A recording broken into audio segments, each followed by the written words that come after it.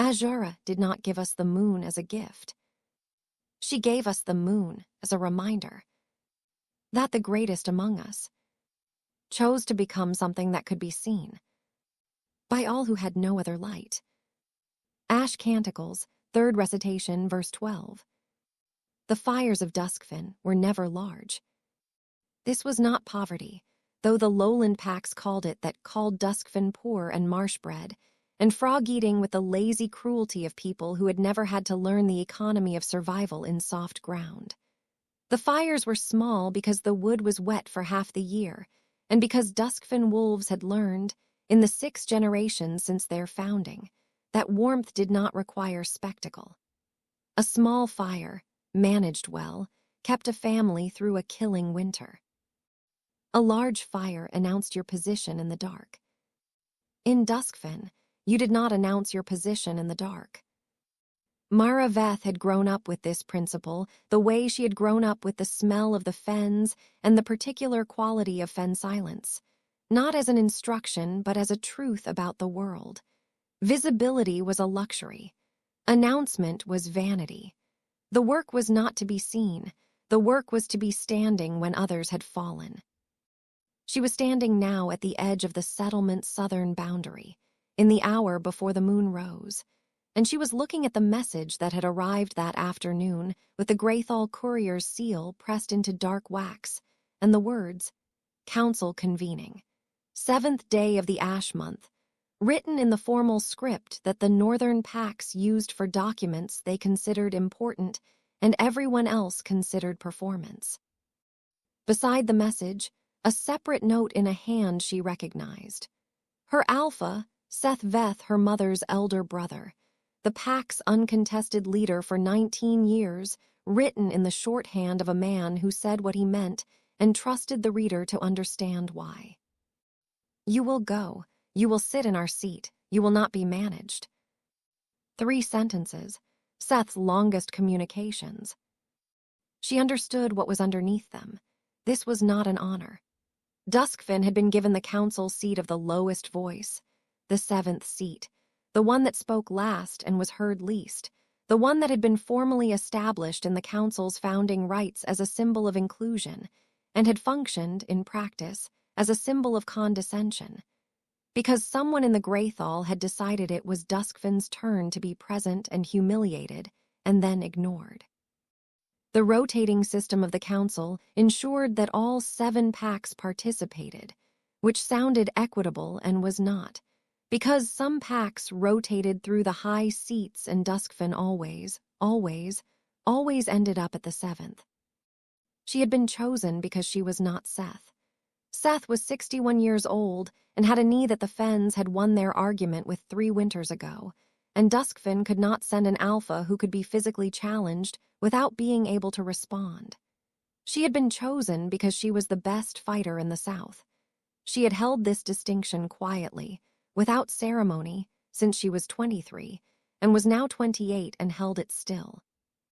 She had been chosen because if anyone in the Greathall decided to test the Southern Pack, Mara VETH at the 7th seat was the answer to that test. She had also been chosen, she knew, because Seth trusted her more than he trusted anyone else in the pack to remain herself under pressure. The Greathall did things to people. It applied the pressure of its accumulated prestige and its beautiful carvings and its long history and its very good wine. And the people who entered it as one thing often left as a lesser version of that thing, compromised in ways they had not agreed to, worn down in increments so small that each individual step had seemed reasonable. Seth trusted Mara not to take any individual step that seemed reasonable. She tucked the message into her coat pocket and looked at the darkening sky, where the first stars were arriving above the Fen's flat horizon. You will not be managed, Seth had written. She had never been managed. She did not intend to start. The Greathall of Varath sat at the precise geographic center of the 7 pack territories, which was either the founding council's remarkable achievement in surveying or, more likely, The reason the territories had been drawn the way they were adjusting borders until the existing structure sat at the center, then calling the arrangement natural. It was built on a plateau above the Solving River, which was the only river in Varath that all 7 packs shared a stretch of, and it had been built to be seen. Ironcrest marble, pale and gray in ordinary light, going almost white in the moon. Towers at each corner, each flown with a pack standard, and above them all the central tower with Azhara's symbol, the crescent claw that appeared in the oldest cave paintings and the newest temple frescoes, and on the back of every moon speaker's neck informal tattoo. Mara arrived at the base of the plateau road in wolf form, carrying her pack in a waterproof wrap tied at the chest in the Duskfen fashion, and shifted human at the gate because the gate required human identification, and she had always thought the requirement was either a test of manners or an acknowledgement that wolves showing up in fur form made the gate guards nervous, and either interpretation was fine with her. The gate guards were Asheville, the old pack, the religious keepers, who held the Greathall's grounds as neutral territory by ancient agreement, and whose wolves had been the Greathall's security since before the current system of governance was a system. They wore gray, which was Azhara's liturgical color, and they were professionally without expression. "Name and delegation," said the nearer one. "Mara VETH, Duskfen 7th seat." A pause, slightly too brief to be accidental, and then, "Welcome to the Greathall Delegate VETH." The pause was not an insult. The pause was information. 7th seat had not registered as expected. She was the wrong age, probably, for a seat that was usually occupied by an older male with gray at his temples and the particular air of someone making the best of a political obligation. She filed it. The Greathall's interior was everything its exterior promised. The long entrance hall floored in stone worn smooth by a century of decisions. The ceilings vaulted high enough that sound traveled in strange ways. The walls hung with tapestries that depicted key moments in Varath's history, most of which Mara had observed during her one previous visit as a girl, showed Ironcrest wolves in prominent positions. Art was never innocent. She was assigned quarters in the 7th wing, the lowest voice's traditional accommodation, which was functionally nice and symbolically marginal, positioned away from the main gallery and above the kitchens, where the smells were interesting and the noise started early. She had stayed in worse. She changed, ate the food that had been left in her room, competent, unseasoned, institutional, and spent 2 hours reading the Greathall's public records room before anyone came to find her. The records room was where she preferred to begin any new territory, more honest than the official welcome, more specific than the briefing documents, more revealing than the conversations people chose to have. Records accumulated the things that people forgot they had said, and the things they had been careful never to say directly. They were the forest at ground level rather than the forest at eye level. She was in the middle of the council's last 3 years of meeting minutes, working backward from the most recent, looking for patterns in what was debated versus what was decided, and whether the gap between those two things was consistent, when she heard the door. She did not look up. The person at the door paused. She registered it in her peripheral awareness, the slight sound of weight redistributed, the inhalation of someone adjusting their approach. Then footsteps, crossing the records room, stopping at the table where she was working. "The records room doesn't officially open until the 2nd hour of morning," said a voice. She turned a page. The door was unlocked. The door is always unlocked. The Greathall's official policy is that records are accessible to all delegates. A pause. In practice, most delegates don't come here the evening they arrive. Then most delegates are leaving information on the table. She turned another page. "Which suits me." A longer pause. Then the sound of a chair being pulled out at the far end of the table, not imposingly close, not artificially distant, a measured distance. She looked up. Cale Ironcrest was not what the stories said, which meant the stories were both accurate and insufficient. He was tall, yes. The northern packs ran tall, the body's response to the cold. Broad through the shoulder and long in the leg. Dark gold hair, the particular shade of the Ironcrest bloodline, which had been distinctive enough to become identifying. Eyes gray-green in the records room's lamplight, with the quality of eyes that were in the habit of looking at things carefully before deciding what they saw. He wore the Ironcrest slate blue with none of the formal decoration of rank, which meant he was either dressed for the record room specifically or he dressed like this often, which told her something either way. He was 29. She knew this from the records she'd been reading. First son of Alpha Khan Ironcrest, the current holder of the first voice seat, designated successor, trained from adolescence in law and governance and combat with the thoroughness of someone being built for a particular purpose.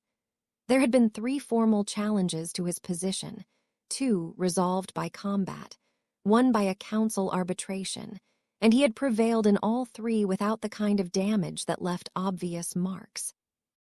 He looked at her with the specific quality of someone who was also reading. Cale Ironcrest, he said, not introducing himself with his title, which he could have, just his name. I know who you are, she said. And you're Mara VETH, Duskfen, 7th seat. Something in his expression. Not the pause the gate guard had made something more considered, the pause of someone organizing a revised set of assumptions. You arrived this afternoon. Yes. And came directly to the records room. After eating. A breath that was almost an amusement. He had a very controlled face, she noted expressive, but the expressions were chosen. This one had been allowed. What are you looking for? She considered whether to answer and decided on the version that was honest without being complete. Pattern analysis. The gap between what's debated and what's decided over the last 3 council convocations. He was very still for a moment. He stopped. That's not the kind of reading most delegates do in the records room. No, she looked at him steadily. Most delegates use the records room to find precedent for their specific position and ignore everything adjacent to it. It's less useful. He leaned back in the chair, slightly not relaxing. The opposite, the lean of someone who has just registered that they are in a conversation that requires more of them than they had planned to give. And what does your pattern analysis tell you so far? She looked at him for a moment. He looked back. In the lamplight of the records room, in the quiet of the late Greathall evening, there was a quality to the looking that was different. Not threatening. Not social. The quality of 2 people who have each recognized something in the other and are deciding what to do with the recognition. She felt it. She did not perform feeling it. She simply registered it and continued. It tells me, she said, that the gap has been growing for 3 convocations, that what's debated is increasingly disconnected from what's decided, and that the pattern of the disconnect follows a specific geographic alignment that she paused. I'm sure you don't need me to describe it. He was very still. No, he said, I don't. They looked at each other across the records table. Why are you here, she said, in the records room tonight? Same reason as you, I think. He said it quietly, with the particular quality of someone being more honest than they had intended to be. Looking for the thing that's been bothering me, the shape of it. He paused. I have most of the pieces. I've been missing the perspective from outside the pattern. And the 7th seat is outside the pattern. The 7th seat is the furthest outside the pattern. He met her eyes. Which is probably why my father was comfortable rotating it to Duskfen this convocation. The silence that followed was not comfortable. It was the particular uncomfortable silence of 2 people who have arrived at the same implication by different roads, and are now standing at the same destination, wondering what to do next. "We are not allies," she said, because that needed to be said first. "No." Ironcrest holds the first voice. "Whatever pattern exists in these records, it runs through your pack." "Through some of my pack," he said. The distinction was precise and deliberate. "Which is why I'm here in the records room at night before the convocation begins." She looked at him for a long moment. She applied to him the same reading she applied to terrain, not the surface, the structure. The things that weight bore and the things that were ornamental. What she found was more complicated than the public record suggested, which was itself information. Complicated men did not usually become the public story they were, which meant either the complication was recent or it had been successfully managed. She would find out which. She turned another page in the meeting minutes. "I'll be here until the second hour," she said. "If you have documents that would accelerate the pattern analysis, now is the efficient time to share them." She heard him exhale the specific exhale of someone who has been holding tension and released some of it. He stood, moved to one of the record shelves, and returned with a bound volume she had not reached yet. "The Appropriations Subcommittee," he said. "The last 4 years. The pattern you're seeing in the meeting minutes, it's clearest here." He set the volume in front of her. She opened it. They worked for 2 hours in the lamplight, in the records room that no delegate was supposed to be in, and did not speak except about the documents. The formal opening of the council convocation was conducted under the sky, on the Greathall's great terrace that overlooked the Solving River, at the hour of the moon's meridian. The traditional time, chosen because the council's founding rites required Azhara's light to fall directly on the proceedings, and because the Ash Canticles specified that vows made under her direct gaze were binding in ways that other vows were not.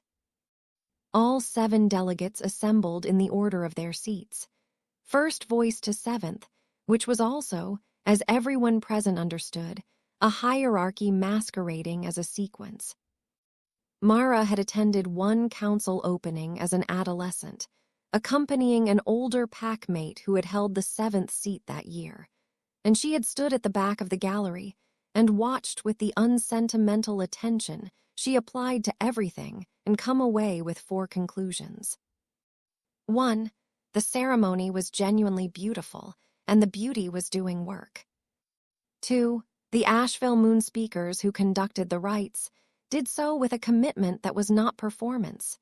They actually believed in the specific and embodied way of people whose faith was structural rather than supplementary, and this was either admirable or dangerous depending on what they believed. 3. Several of the delegates were afraid of several of the other delegates, and the ceremony's requirement that all of them stand in order and perform unity was functioning as a kind of pressure vessel. 4. The Greathall's terrace was architecturally positioned so that the first voice's seat was literally higher than the others by approximately 8 inches, the same way a fighter positions their body before a brawl, not so pronounced as to be obviously intentional, pronounced enough to do its work. She noted all 4 things again this time, with the addition that she was now in the sequence rather than watching it, and that the 7th seat was positioned at the end of the arc with a clear line of sight to all others, which was either an oversight or a mercy. The other delegates. First voice, Con Ironcrest, 64, the current alpha, a man whose authority had the texture of old stone, absolute, undecorated, impersonal. He had the look of someone who had not been surprised by anything in 15 years and had organized his world to ensure this continued. Second voice, Thessaly Thornwall, 57, the Northern Pax Alpha, female, with a face that had been held in the cold long enough to become weathered and sharp. She had a reputation for tactical precision and a practice of appearing to agree with everyone and consistently getting what she wanted. Third voice, Bren Kessmark Pack, who Mara had the least prior intelligence on. Large, quiet, with the specific quality of someone who was more comfortable with physical force than verbal navigation, but had learned to fake the latter. Fourth voice, Aldrich Solenvane, whose pack held the river territory and whose reputation was inseparable from the river's reputation. They were prosperous, flexible, accustomed to serving as a meeting point between other powers, and therefore skilled at avoiding direct confrontation in ways that looked like diplomacy. Fifth voice, Elder Sune Asheville. Not an alpha in the conventional sense, the Asheville did not select leadership by combat or bloodline, but by the consensus of the Moon speakers, which produced a different kind of authority, one rooted in religious rather than physical legitimacy. Elder Sune was 70, white-haired, and had the quality of very old religious authority. She was entirely calm in a way that was less serenity than depth, like still water above a long drop.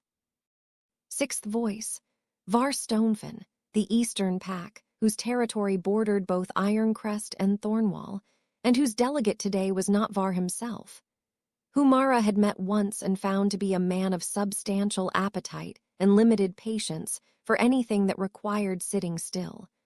But his daughter, a young woman named Kala who held herself with the careful posture of someone stepping into a space that frightened her and had decided not to show it.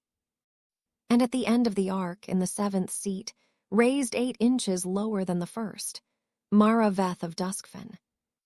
Cale Ironcrest stood behind his father's chair. He was not a delegate, not yet, not until Khan formally ceded the seat, which Khan had shown no inclination to do, but the designated heir had the right of presence at the opening ceremony, and he was present with the controlled quality she had observed in the records room the night before. Their eyes did not meet. She was not performing the non-meeting. She was simply not directing her attention at him, because directing attention was a choice, and she was making different choices. She watched the ceremony with the focused attentiveness she would have given any new terrain. Elder Sune opened the rites with the first recitation from the Ash Canticles, the words that had opened every council convocation since the system was established, so old and so frequently spoken that they had the quality of inevitability, as if Azhara had said them first, and the elder was merely quoting. "We gather in your light, we carry what you left us, we will not waste it." The moon above the terrace was 3/4 full and extraordinarily clear, the mountain air of the plateau doing its purifying work, and the light it cast on the 7 seats and the 7 faces was silver and specific, each face legible in its own way, each carrying the weight of what they had brought to this terrace. Mara listened to the rites and watched the faces and registered, in the particular part of her mind that processed threat assessment, the specific ways in which this gathering was already in motion before it had officially begun. On the 2nd day of the convocation, a petition arrived that nobody had expected. The unbound wolves without pack, the outcast and the self-exiled and the lost, who lived in the margins of all territories by a kind of informal permission that no pack formally granted and no pack formally withdrew, had never petitioned the council. They had no right to do so. The council's founding documents were explicit. Governance of Varath applied to the 7 packs, and the unbound were, by definition, not a pack. The petition was presented by a wolf priest. Wolf priests had not been seen in Varath in 70 years. They were the oldest order of Azhara's servants, older than the Asheville's moon speakers, older than the 7 packs themselves, predating the council and the Greathall and the current system of governance by what the Ash Canticles described as many generations before counting began. They had, according to the religious histories, walked away from the politics of pack building and retreated into solitude to serve Azhara directly, unmediated by institutional religion. The last recorded appearance of a wolf priest in the council's records was 73 years ago, a single brief notation in the meeting minutes.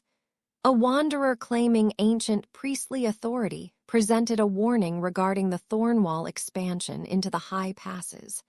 The council noted the presentation and took no action. This one was named Sorn. He was not old in the way of religious authority, not Elder Sioun's white-haired depth, not the accumulated age of someone who had spent decades in liturgical function. He was perhaps 50, lean in the way of people who moved constantly and ate when they could, with a face that the years had worked on less gently than they worked on sedentary people. He wore nothing that identified him by pack or allegiance. No color, no insignia, only the simple undyed wool of someone who had left all of that behind.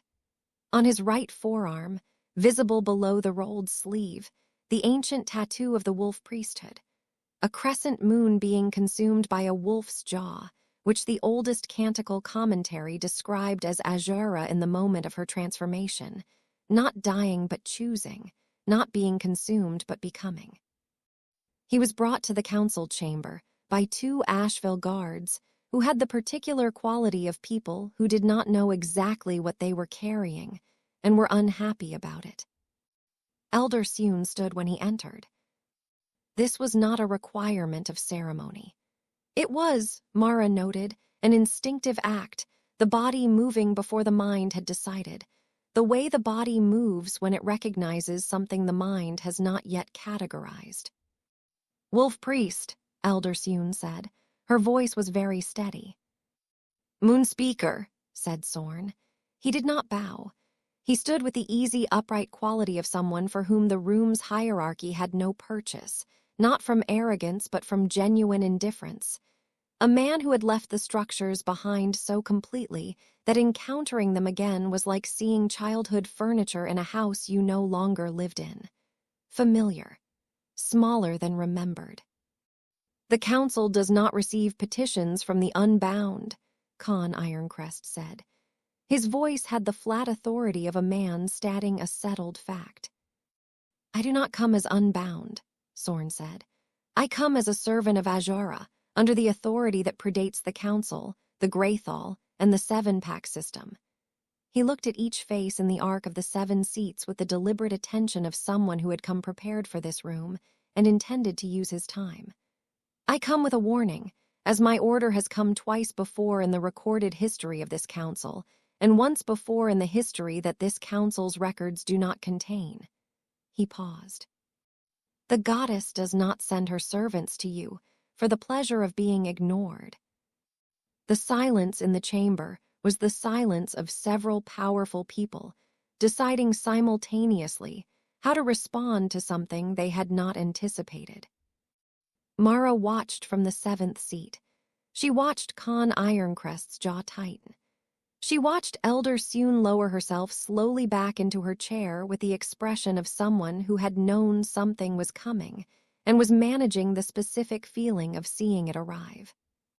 She watched Cale Ironcrest, standing behind his father, whose face did the controlled thing and then the thing beneath the controlled thing. A flash of something she could not immediately name, surprise or recognition, or the specific expression of someone encountering what they had suspected was there. "Speak your warning," said Aldrich Solanvane, who was the most diplomatically experienced in the room and had apparently decided this was a moment for diplomatic experience rather than hard lines. Sorn looked at the river delegate for a moment. Then he looked at the chamber as a whole, and when he spoke, his voice had the quality of someone who had been rehearsing nothing, because they did not need to rehearse what they actually knew. "The Ash Canticles contain an instruction," he said. "It is in the 3rd recitation the section that all modern moon speakers render as allegory, and the wolf priesthood has always rendered as law." He paused. "It concerns the governance of the moon-blooded and what Azhara requires of those who govern. And it contains a specific provision that when governance corrupts, when the structure meant to serve the people becomes the structure that serves the powerful at the cost of the people, Azhara withdraws her blessing from the land." No one spoke. That withdrawal has a name, he continued. In the old language, it is Varath Silenshore, the silence of the moon. He paused again. In the past 4 years, I have walked every territory in Varath, and in 3 of those territories I have found the first signs of the silence. The chaos that followed was organized chaos, which is the only kind that produces information. Con Ironcrest's response was predictable. The petition had no legal standing. The presentation would be received as advisory and non-binding. The council would determine its own response in due time through proper procedure. His voice was level throughout this, and his face was the face of a man who had decided the ground was not shifting. Thessaly Thornwall requested a full account of the territories affected by the silence, the Northern Wolf's precision cutting through the political response to the functional question. Elder Sune sat with her hands folded, and her eyes on Sorn in a way that said she was asking him questions he could hear that the room could not. Bren Kessmark looked worried. Aldrich Solenvane looked calculating. The young Stonefin delegate Calla looked frightened and was doing a better job of concealing it than she had been yesterday. Mara watched all of this and made her assessments and waited until the room had done its first response processing. Then, from the 7th seat, she said, "What does the silence look like in the territories where you found it?" All eyes turned to her. The 7th seat did not typically ask the first substantive question. She met the general regard with the impassivity of someone who had decided a long time ago that the expectations of people who had underestimated her were not her responsibility. Sorn looked at her. Something in his expression, she would not have called it recognition, but the word adjacent to it. A reorientation of attention. "The silence is not a thing you see with the eyes," he said. "It is a thing you feel with the wolf sense. The deep sense, the one that goes below the tracking and the territory reading, the one that connects us to Azhara herself." He paused. "In the territories where it has begun, that sense is wrong, not absent, wrong. The way a string sounds wrong when it has been cut and then poorly reknotted, the note is there, but the resonance is damaged." He paused. Pups born in those territories in the last 2 years have difficulties with the first shift. Wolves who have lived there for decades report that the forest does not speak to them the way it used to. Moon speakers in those territories have stopped receiving the minor dreams that Azhara uses to communicate. His voice remained even. "These are the early signs. The canticles describe what comes later, and I do not need to describe it here. The early signs are sufficient for anyone who understands what they mean." "Which territories?" Mara said. He looked at her directly. "The Stonefin Eastern Valley, the Kessmark Southern Reaches, and the entirety of Duskfen." The chamber was very quiet. Mara sat with this, with the specific feeling of hearing something true that she had not known she already knew until the knowing was named. The way you feel when a wound is cleaned. The accuracy of the sensation, confirming the damage. She thought about the fen, about the quality of the wolf sense in the lowland forests she had run all her life, about the way, in the past 2 years, the deep hunting sense had been slightly. She had thought she was tired. She had thought she was stressed. She had attributed it to a dozen reasonable explanations. She looked at Con Ironcrest. He was not looking at her. He was looking at Sorn with the specific quality of a man looking at a threat and deciding how to categorize it. Cale Ironcrest was looking at his father. She found him on the riverside of the plateau, at the hour after the evening session had adjourned, standing at the low wall that overlooked the Solvane 300 feet below, with the particular posture of someone who had come to look at something large while thinking about something else. She did not ask permission to stand beside him. She stood beside him. He did not acknowledge her arrival, which meant he had known she was coming. The wolf's sense at this range was unambiguous, and she had not been making any effort to move quietly. "Duskfen," he said. "Your territory shows the silence." "And two others," she said. "Two others that are not Ironcrest, not Thornwall, not Asheville." He was still looking at the river. "3 of the 7 packs' territories are affected, and all 3 are the packs with the least power at the council table." "Yes. That is either a coincidence or an argument," he said. "I don't believe in coincidences in political contexts," she said. He turned to look at her. The evening light on the plateau was gold and specific, the hour before the moon took over from the sun, and in that light, his face had less of the controlled quality and more of the thing beneath it. The thinking, the working, the specific frustration of a man who had been trying to see clearly through something that was being arranged to prevent clear sight. "My father did not cause the silence," he said, not defensively, informatively, the distinction important. "Whatever else I believe about the pattern we saw in the records last night, I do not believe that was done deliberately." "I agree," she said. This surprised him. She saw it in his face.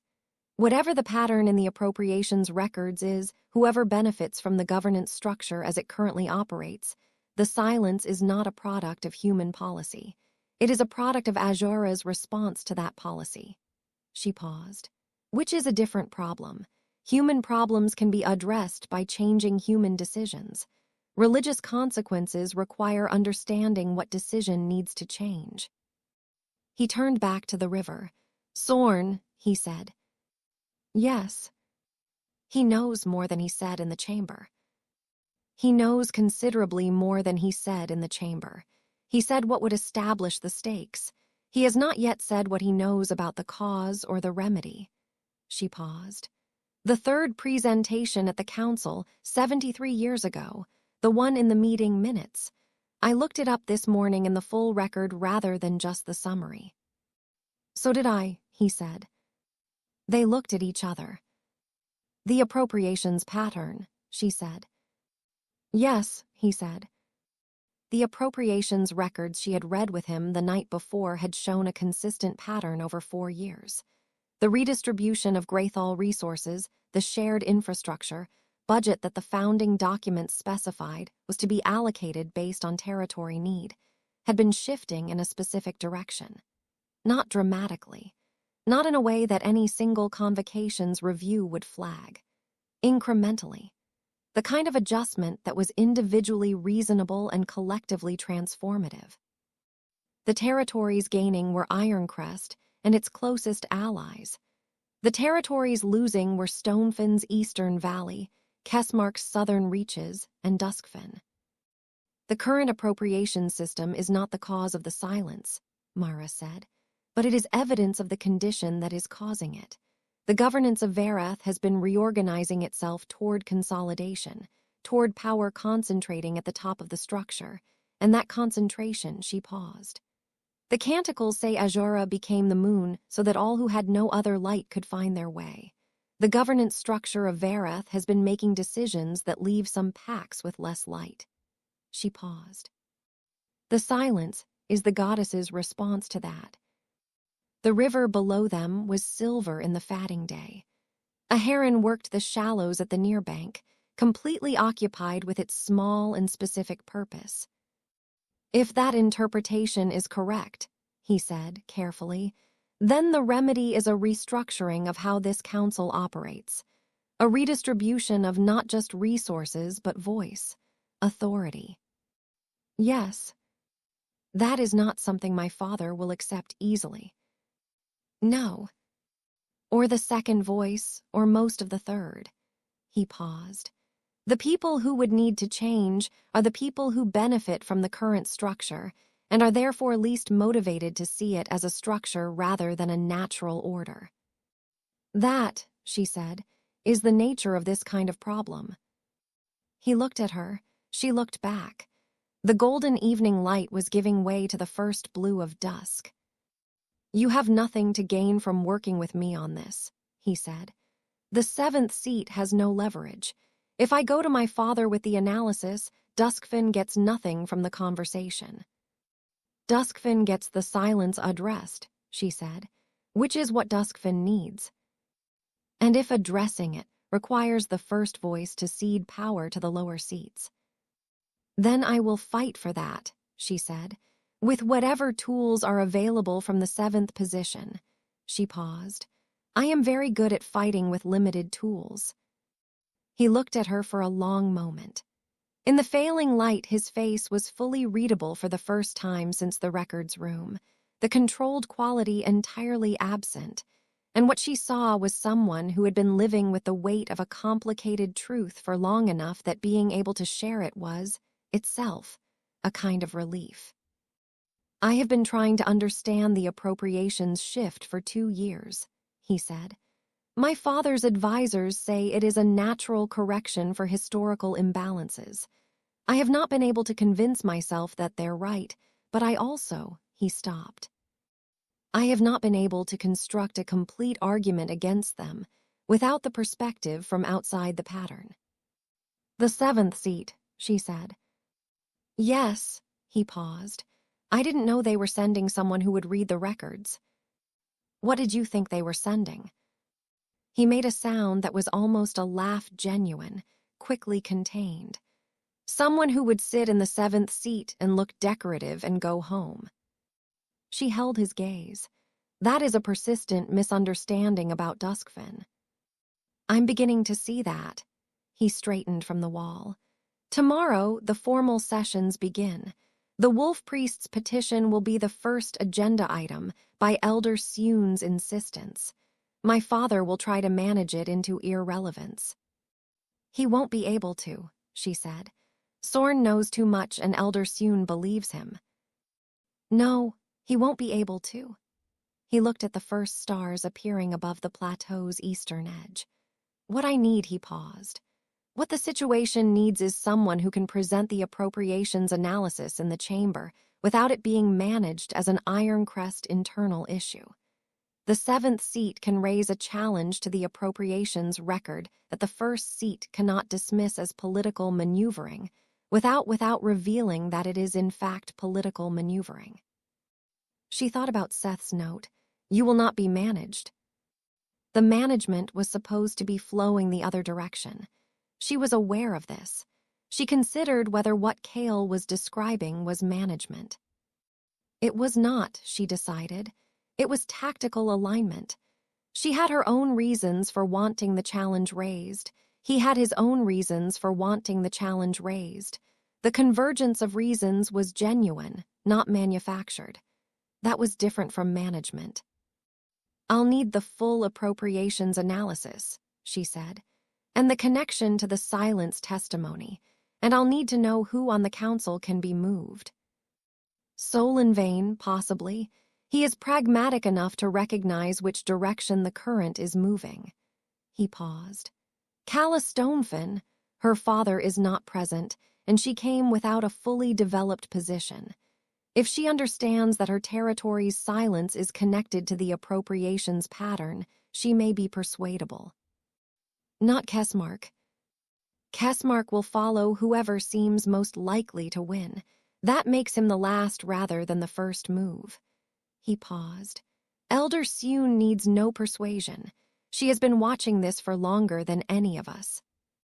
They were standing very close in the blue dusk, not because either had moved deliberately, but because conversations conducted in low voices in open spaces required proximity, and the proximity was the kind of proximity that she registered and filed without performing either discomfort or its absence. He smelled of stone and wind, and the cold that lived in northern bone, not unpleasant. A fact about him, like the gray-green eyes. We work in parallel, she said. Not together. I cannot appear to be operating under Ironcrest direction. Understood. He stepped back slightly, the appropriate shift, the one that acknowledged the dynamic without making it awkward. I'll have the full analysis in the records room before the 2nd hour. I'll be there, she said. She turned back toward the Greathall. The evening was going fully dark now, the moon beginning its slow climb above the eastern mountains, and the Greathall's pale stone was going the particular silver it went at night, the color of Azhara's symbol, the color of every ceremony she had sat through. She thought, two wolves reading the same forest in different languages. She dismissed the thought.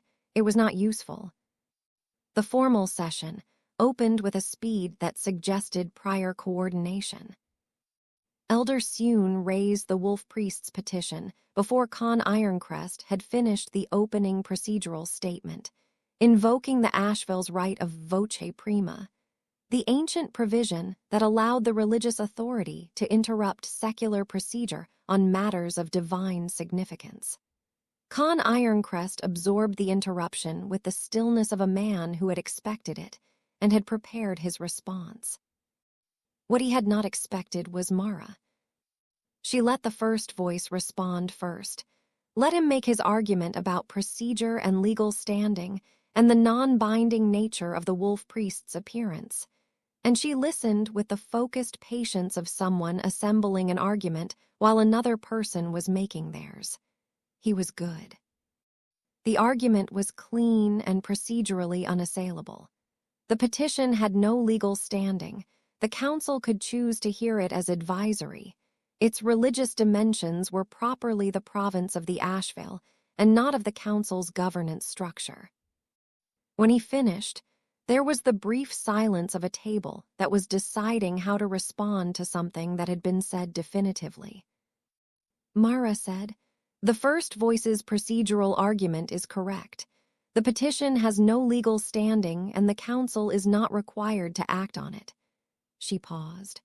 "I want to raise a separate matter which has legal standing and which connects to the subject of the petition and which requires the council's substantive response." Con Ironcrest looked at the seventh seat. The look was not contemptuous. He was too careful for contempt as an expression, but it had the quality of someone revising their estimate of a factor they had not considered significant. "Delegate VETH," he said. Under Article 7 of the Founding Charter, the article that established this seat specifically, which gives the lowest voice the right of recurs d'equité, the challenge of equity, I am formally challenging the appropriations record of the last 3 convocations on the grounds that the distribution pattern constitutes a material violation of the Founding Compact's requirement of territorial equity. The chamber went very quiet. Thessaly Thornwall's head turned toward the 7th seat with the sharpness of someone who had not expected this and was immediately interested. Aldrich Solenvane leaned back in his chair and looked at the ceiling, which was his thinking posture. Bren Kessmark looked at Con Ironcrest. Calla Stonefen went still.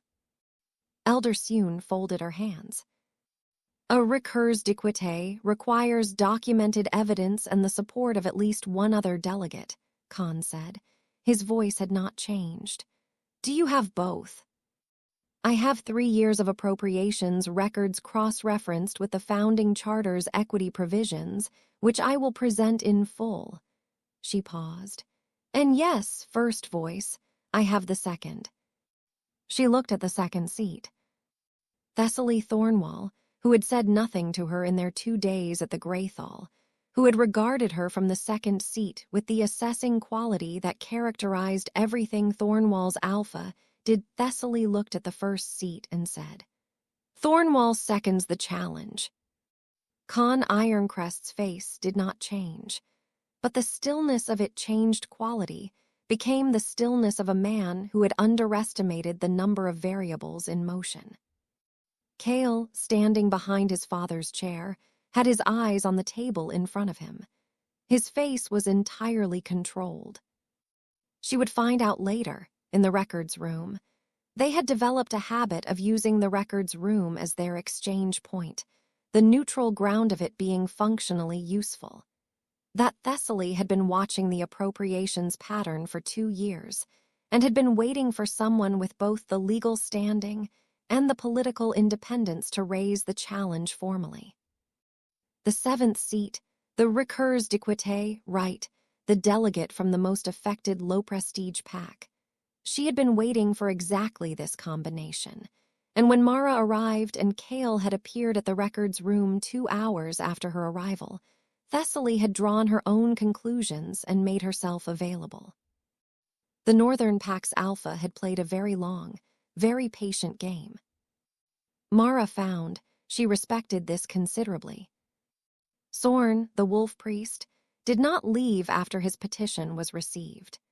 He stayed in the Greathall's grounds, camping in the garden behind the Asheville wing with the calm self-sufficiency of someone who had spent decades in conditions that made a garden in autumn seem luxurious, and Elder Sune visited him twice a day with the regularity of a ritual. On the third evening, Mara went to him. She had been thinking about the silence about the fen, about the quality of the wolf sense in the lowland forests she had run all her life.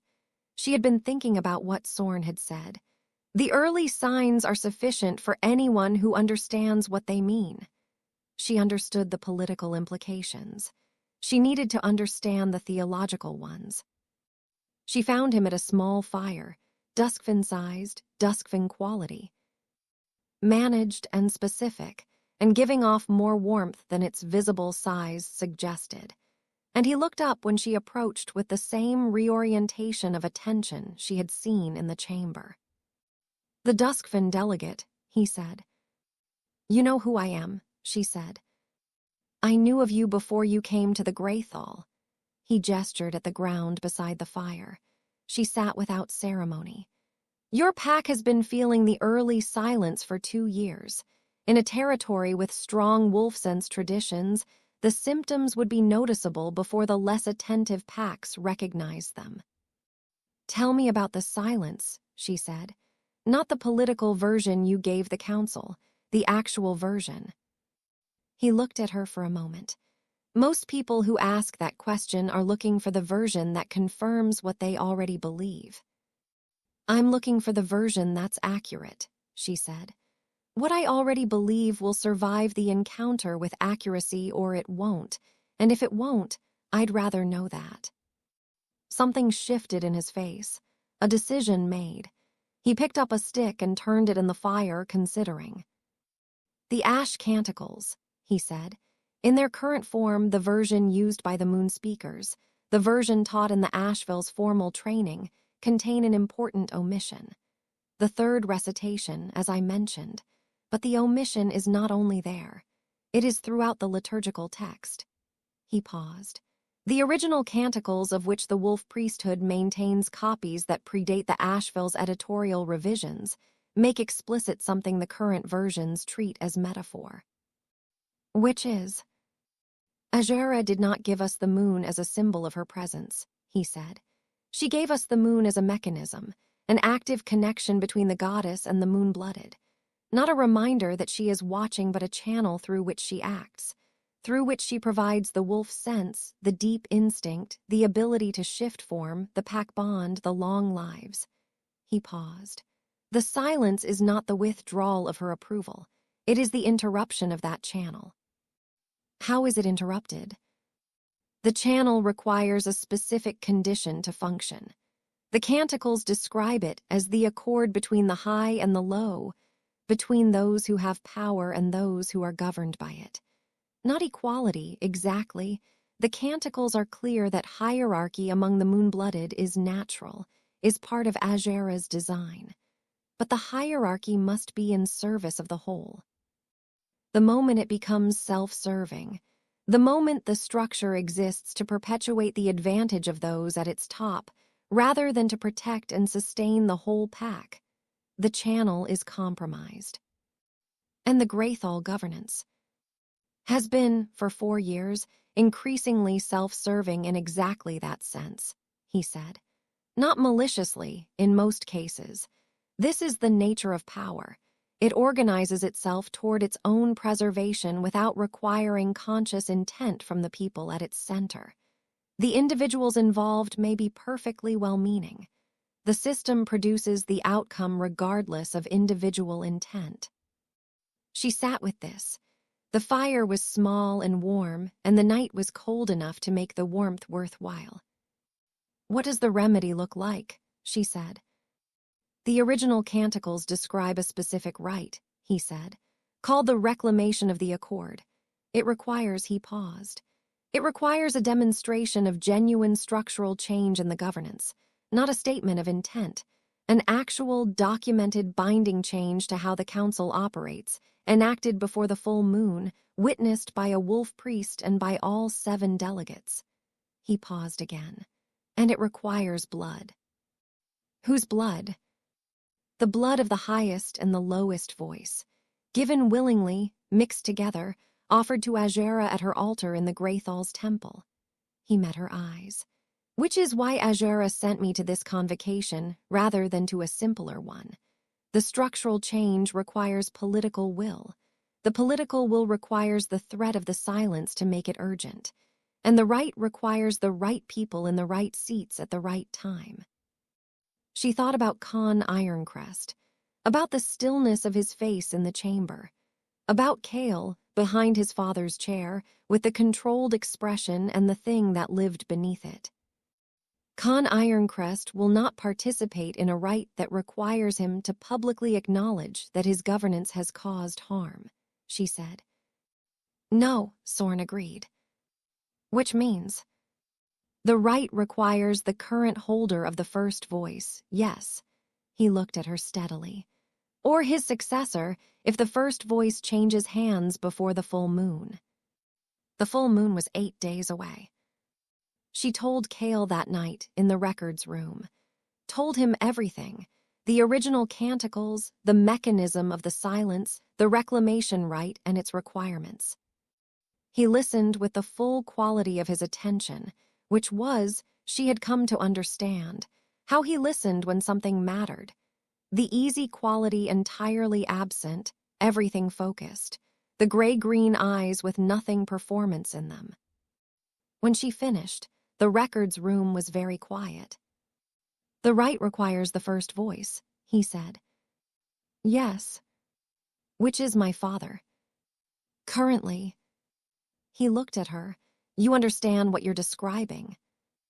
I understand that the logical endpoint of the appropriations challenge, if it succeeds, is a formal censure of the first voice's governance record, which carries a provision for a confidence vote among the other delegates. She paused.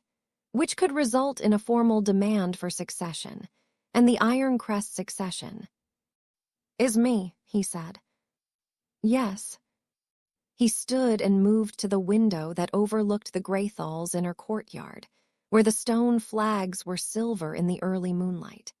She watched him standing there, the broad back, the tension of a man carrying something heavy, the specific quality of someone working through the implications of an action that would require everything he had and cost him things he had not yet fully named. She thought about the fen, about the wrongness in the deep wolf sense, the note that resonated damaged, about pups struggling with their first shift, about her mother's pack sisters who had stopped dreaming Azhara's small dreams. She thought about Seth's note, you will not be managed. She also thought, this is not what I was sent here for. I was sent to sit in the 7th seat and maintain Duskfen's dignity in a system designed to deny it. I was not sent to be part of whatever this is becoming. But Seth had not sent her instructions for what to do if the goddess was involved. You could step back from this, he said, without turning. Raise the appropriations challenge, let it run its course, go back to Duskfen with the equity restoration. That is a complete mission. It addresses the silence as a governance problem, the theological dimension. Requires the right, she said. The structural change without the right does not reverse the silence. It only stops the spread. She paused. The damage already done to Duskfen's wolf sense requires the full remedy. He turned. You verified this with Sorn. Yes. He held her gaze. Then you're not stepping back. I'm the lowest voice, she said. The right requires my blood as well as the first voices. I can't step back from a religious requirement without I can't. She paused. Duskfen needs the full remedy. I won't bring back half a remedy because the full one is complicated. Something in his expression, the flash of something, quick and not controlled, that she had seen twice before and had not yet successfully identified. It was not admiration, exactly. It was more particular than admiration. "All right," he said. "Then we need to move faster than I had planned." He turned back to the window. "The appropriations challenge is in motion. Soul in Vain has been reading the records. I've had it confirmed. Calla Stonefin sent a message to her father, and the return message suggests he is furious in our direction and afraid in Ironcrest's direction, which means she needs to be brought fully in before she is brought fully under." He paused. "The complication is what happens when my father understands where the challenge is going." "He will understand soon," she said. "He is not a man who is slow to understand." "No," he paused. "He is going to be," he stopped. The pause was longer than usual. "He is going to be angry in a direction I have not been in his anger before." She heard what was under this, the specific weight of it. A son, not a delegate, facing something that would require him to act against his father's interest in a way that would not be forgiven easily. She did not comment on it, because commentary was not what was needed. She simply acknowledged it with the steady regard of someone who had heard it. "And the formal session tomorrow," she said. "I'll present the full appropriations analysis, formally, as a statement of evidence. The recurs d'equité requires that the evidence be examined in open session before any vote is called." He paused.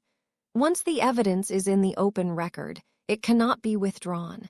Even if the challenge fails, the documentation survives."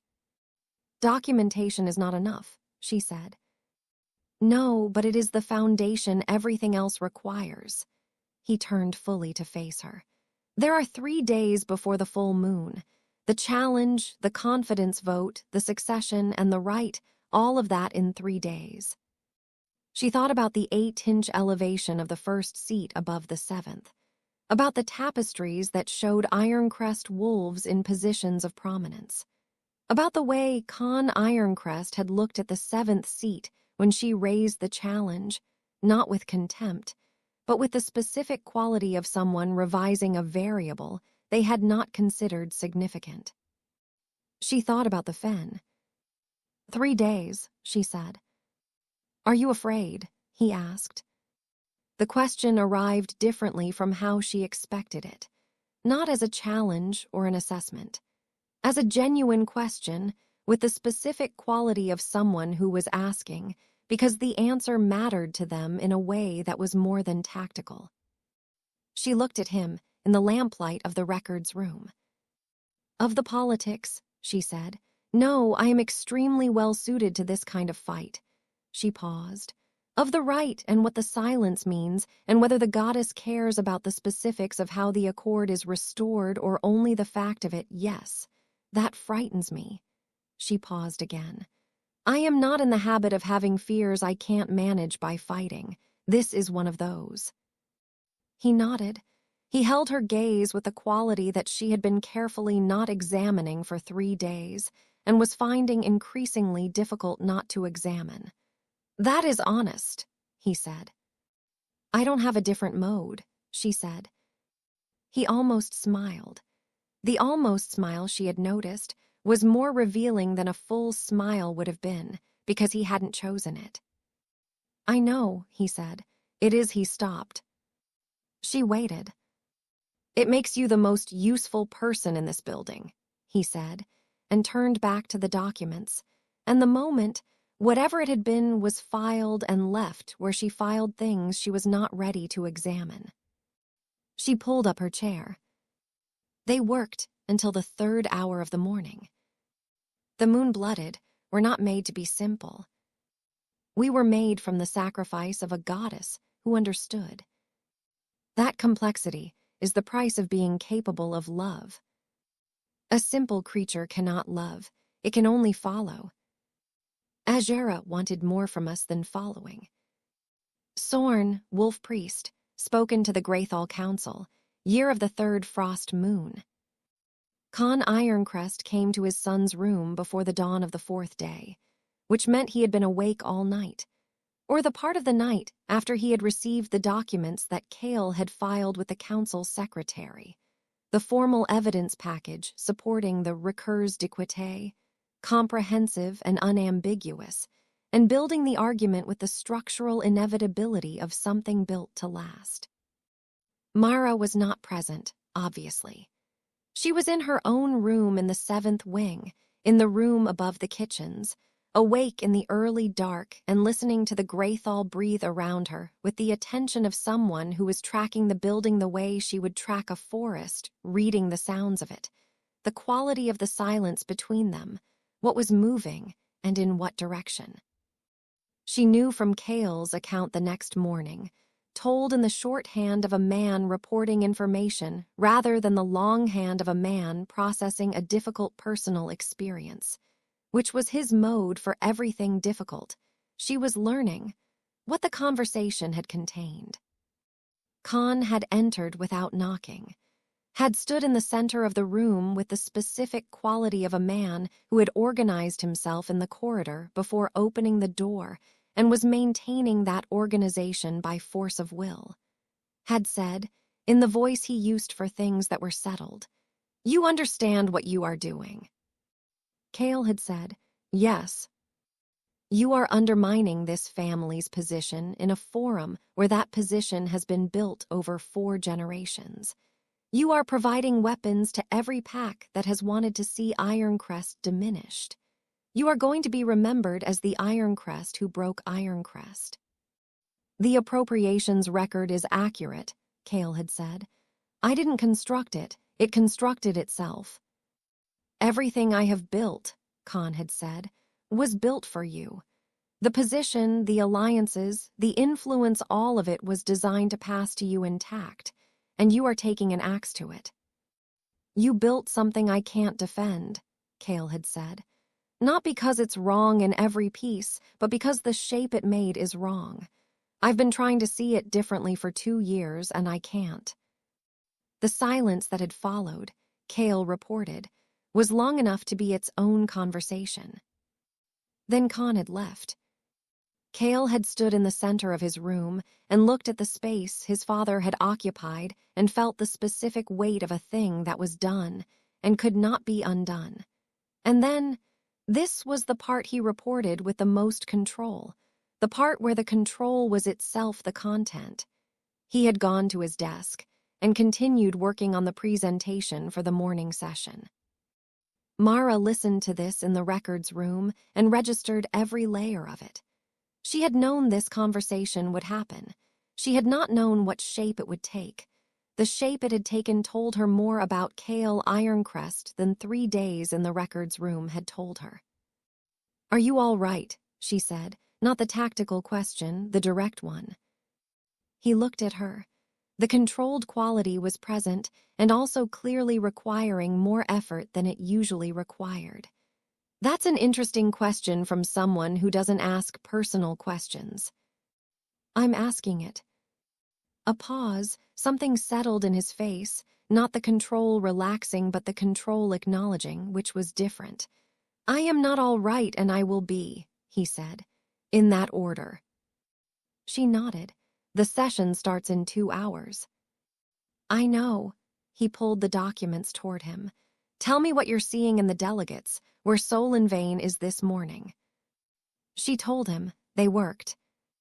The formal presentation of the recurs d'equité evidence lasted 4 hours and was the most technically precise political exercise Mara had witnessed in her 28 years, which included a familiarity with Duskfen's own internal politics and a reading of Varath's political history that had been extensive. Mara presented the data. She had spent the night organizing it into the most unassailable form available, cross-referenced, sourced to original documents, presented with the clean, declarative prose of someone who had no interest in rhetoric and had determined that accuracy was the most powerful rhetorical strategy available. She walked through the 4-year trend. She showed the specific provisions of the founding charter that the trend violated. She showed the geographic and pack membership correlation, the 3 affected territories, the 3 lowest seats, the directional flow of the shifted resources. She showed it without editorializing, without accusation, without the emotional language that could be challenged as overreach. She let the numbers be the numbers. Aldrich Solenvane asked 3 questions, each sharper than the last, each demonstrating that he had been reading the documents and had arrived at the same conclusions by his own path. His manner was not adversarial. Solenvane was never adversarial, but the questions had the quality of a man confirming what he already believed. Calla Stonefen said nothing for the first 2 hours, and then, during the examination of the 4th year's data, said in a quiet but perfectly clear voice, "The Eastern Valley figures are wrong, not the calculation, the categories." She paused.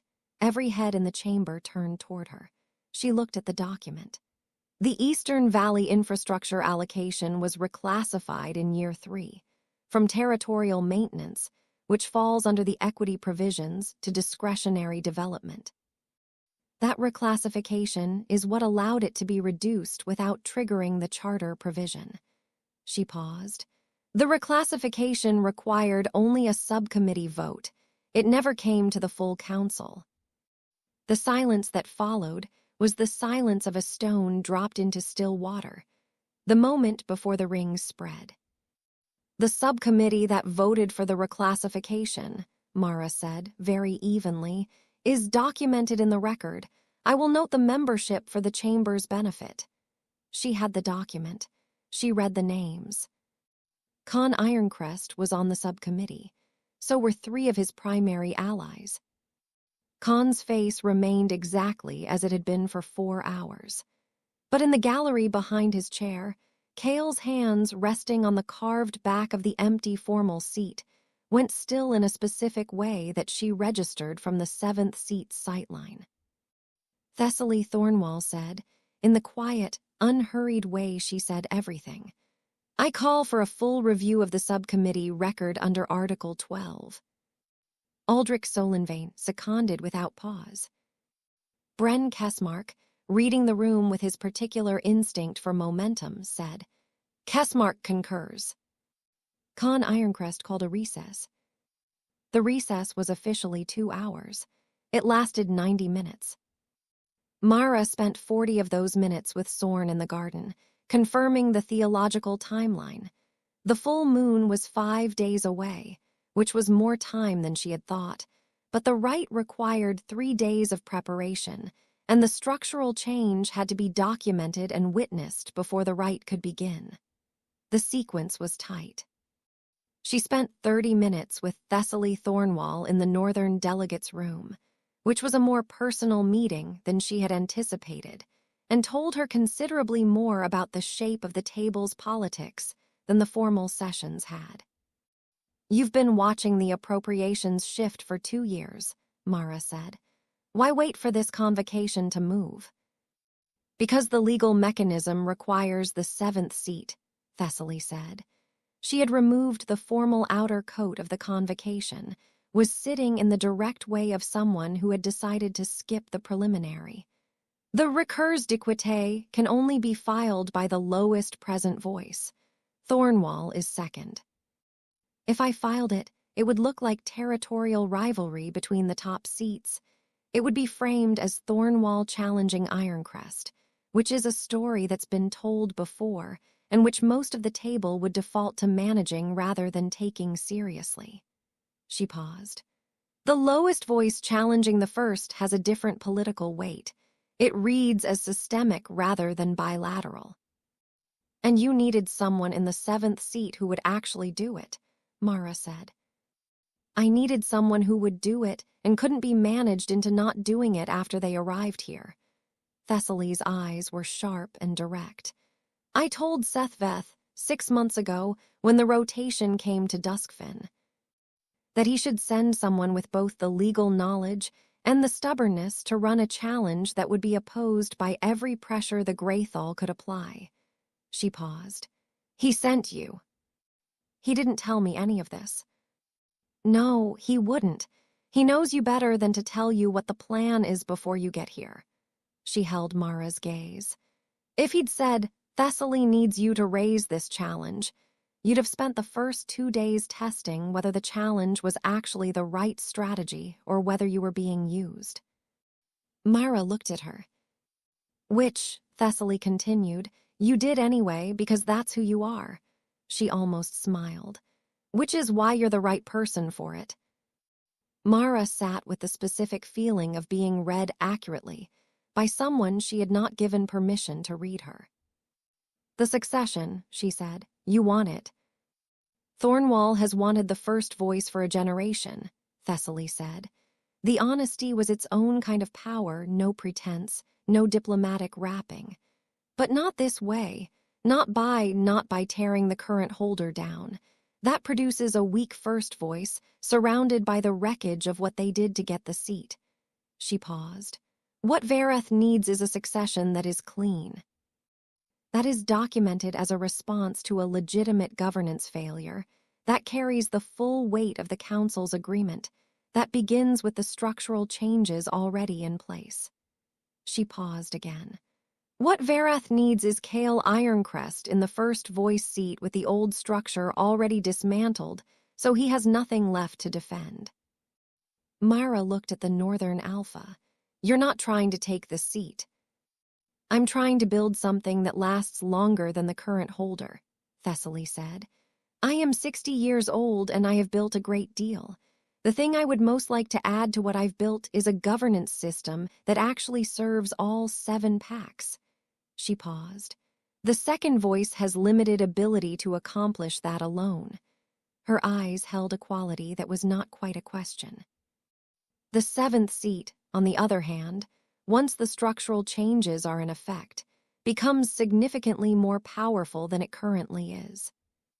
Mara understood the offer, and the assessment beneath it, and the fact that both were genuine. I will not be managed, she said. I know, Thessaly said. That's the only reason I made the offer. In the records room, after the recess, Cale was already there. He had the formal record of the subcommittee reclassification open in front of him, and had been making notes in the compact shorthand she had seen him use for things he was working through rather than things he had worked out. He looked up when she entered. She sat across from him and told him what Thessaly had said. He listened without interruption. When she finished, he was quiet for a moment, and then he said, She's right that the seat needs to change hands cleanly. If this becomes a censure, if my father is formally humiliated by the process, then everything he built around the position becomes defensive. Every ally he made through the years reads the censure as applying to them too, and I spend the first years of the first voice undoing the defensive reactions rather than the actual structural problems. She also knows you're more likely to make the structural changes work than she is, Mara said. She's not wrong about that either. He looked at her. How do you know that? She thought about the records room on the first night, about the way he had worked for 2 hours without agenda, sharing documents because the situation required it, about the 2 a.m. conversation about small packs and the wreckage power made of people in its path, about his father's room, the conversation he'd reported with the control that was itself the content. Because you're angry about it, she said. The appropriations shift, the silence, the structure that accumulated without anyone deciding to build it, and that harms people anyway. She paused. You're angry in the specific way of someone who feels personally implicated in a harm they didn't personally commit. That is the anger that changes things. The other kind of anger, the kind that comes from political opposition or territorial interest or pride, that changes the surface and leaves the structure. She paused. You want to change the structure. He looked at her for a long moment with the face that he did not usually let be read. And then he looked at the documents in front of him, and the moment passed into the space they had been using for moments they were not ready to examine. My father is going to ask for a private session with the full council after the recess, he said. I know. He's going to try to negotiate the terms of the response, make it look like a cooperative reform rather than a censure. And your recommendation?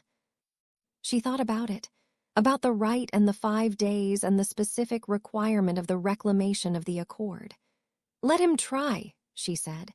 If the reform he offers is genuine, if the structural changes are real, the form of it matters less than the outcome. She paused. And if the reform is cosmetic, the council will see that, and the confidence vote proceeds. And if it proceeds, I need you in the first voice seat before the full moon.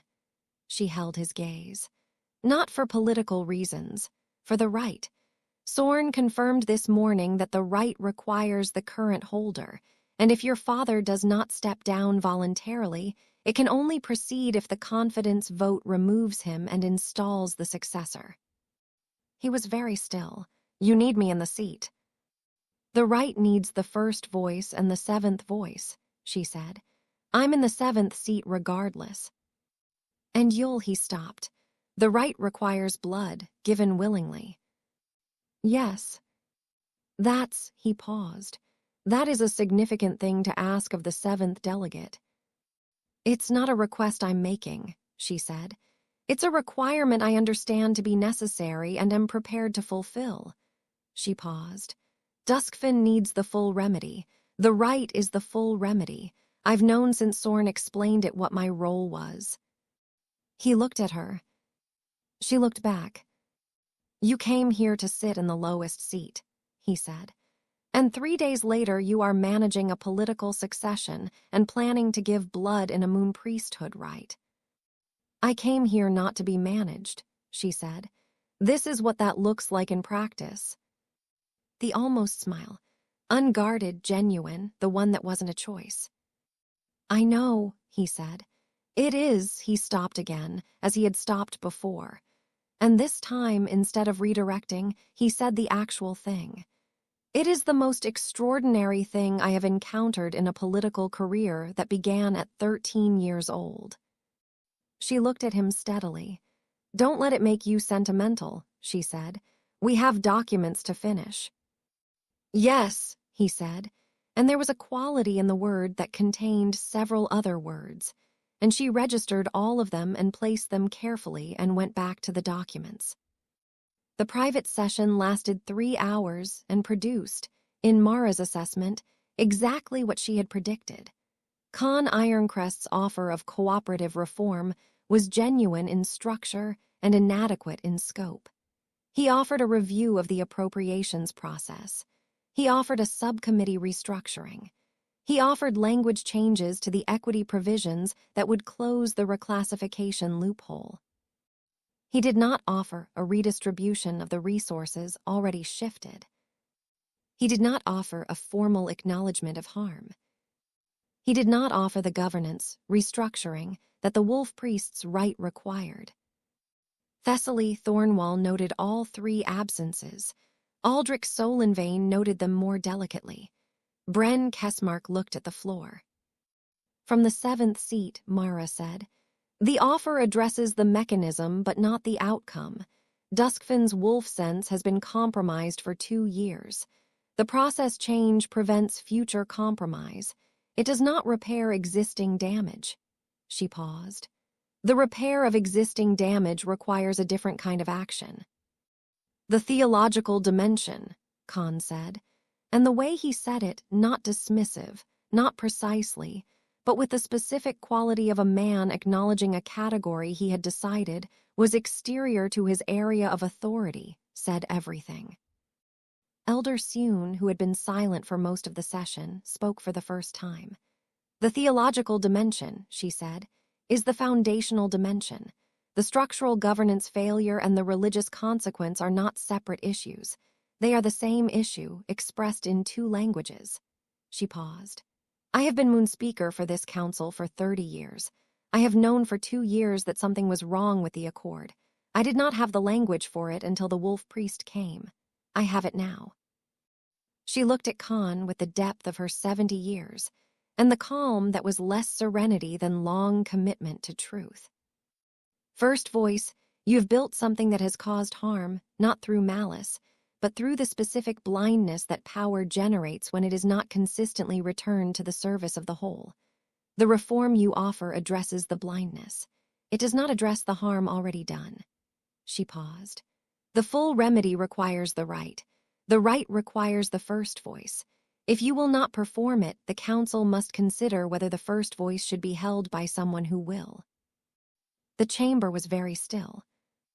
Kale, standing behind his father's chair, was looking at the space between the table and the floor. Con Ironcrest looked at Elder Sune for a long moment. Then he looked at his son. Something passed in that look, the accumulated weight of it, the father and the son, and the 64 years and the 29 years, and the thing that had been built between them, and the thing that was being built now over its foundations. And Mara did not look away from it because looking away was a kind of disrespect for the truth of what was happening. Khan said to his son, "You agree with this?"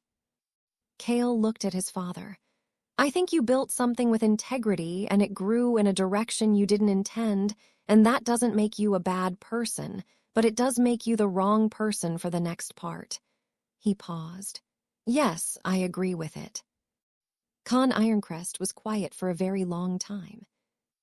Then he said, to the room, to the table, to the tapestries on the walls and the pale Ironcrest stone and the session that had been conducted under Azhara's 3/4 moon, "I will submit the question of succession to the full council. Tomorrow morning, by the formal vote under the charter." He paused. "If the council votes for the succession, I will accept the outcome." He paused again. "I am not a man who has spent 40 years in service of this system only to undermine it at the end." The room held what he had said. Elder Sune folded her hands. "Azhara sees you, first voice," she said. It was the formal acknowledgement, the Ashvel's phrase for an action taken in the goddess's sight, witnessed and recorded by the religious authority. It was not a blessing, exactly. It was larger than a blessing, a recognition that the action was visible to the thing that mattered. Con Ironcrest, 64 years old, the first voice of the Greathall Council of Varath, nodded once. She ran. She had not run in wolf form since arriving at the Greathall, had been in human shape continuously, navigating a human-scale political landscape, and the wolf self had been patient about this in the way it was always patient, settled beneath the surface, but it had been patient for 6 days, and she needed to run. She ran the plateau in the cold before midnight, in the forest that covered the plateau's northern side, not deep forest, not Duskfen density, but real trees, old enough to have opinions, and the ground cold and specific beneath her paws. She ran fast and without destination, the run that was not tracking, not scouting, not performing a function, the run that was itself the function, the form that she was when she was most essentially herself. The wolf sense in the Greathall's plateau forest was cleaner than in the fen. Not because the fen was damaged. The fen had always been the fen, rich with the specific complexity of deep-water ecosystems, but because she was away from the silence. The deep wolf sense on the plateau was clear and whole and full, and she ran through it the way she ran through the fen, reading it, receiving it, the constant low information of the world flowing through her. She ran until the cold was familiar rather than intrusive, and then she stopped at the northern edge of the plateau where the forest ended and the rock began, and looked out at the great dark of the Varath lowlands below, the lights of distant settlements small and specific in the dark, the Solvane River a presence rather than a visibility, a silver suggestion in the moonlight. She heard him before she smelled him. She had been hearing him for days. She thought had been tracking the specific rhythm of his footsteps in the Greathall's corridors with the same automatic attentiveness she applied to everything. She did not shift or turn, just waited, and he came to stand beside her at the plateau's edge, in wolf form, shaking out the run's final energy in the way wolves did before settling to stillness. They stood at the edge of the plateau and looked out at the dark together. After a while, he shifted human. She shifted human. The cold was substantial but manageable. "You were going to tell me something," he said.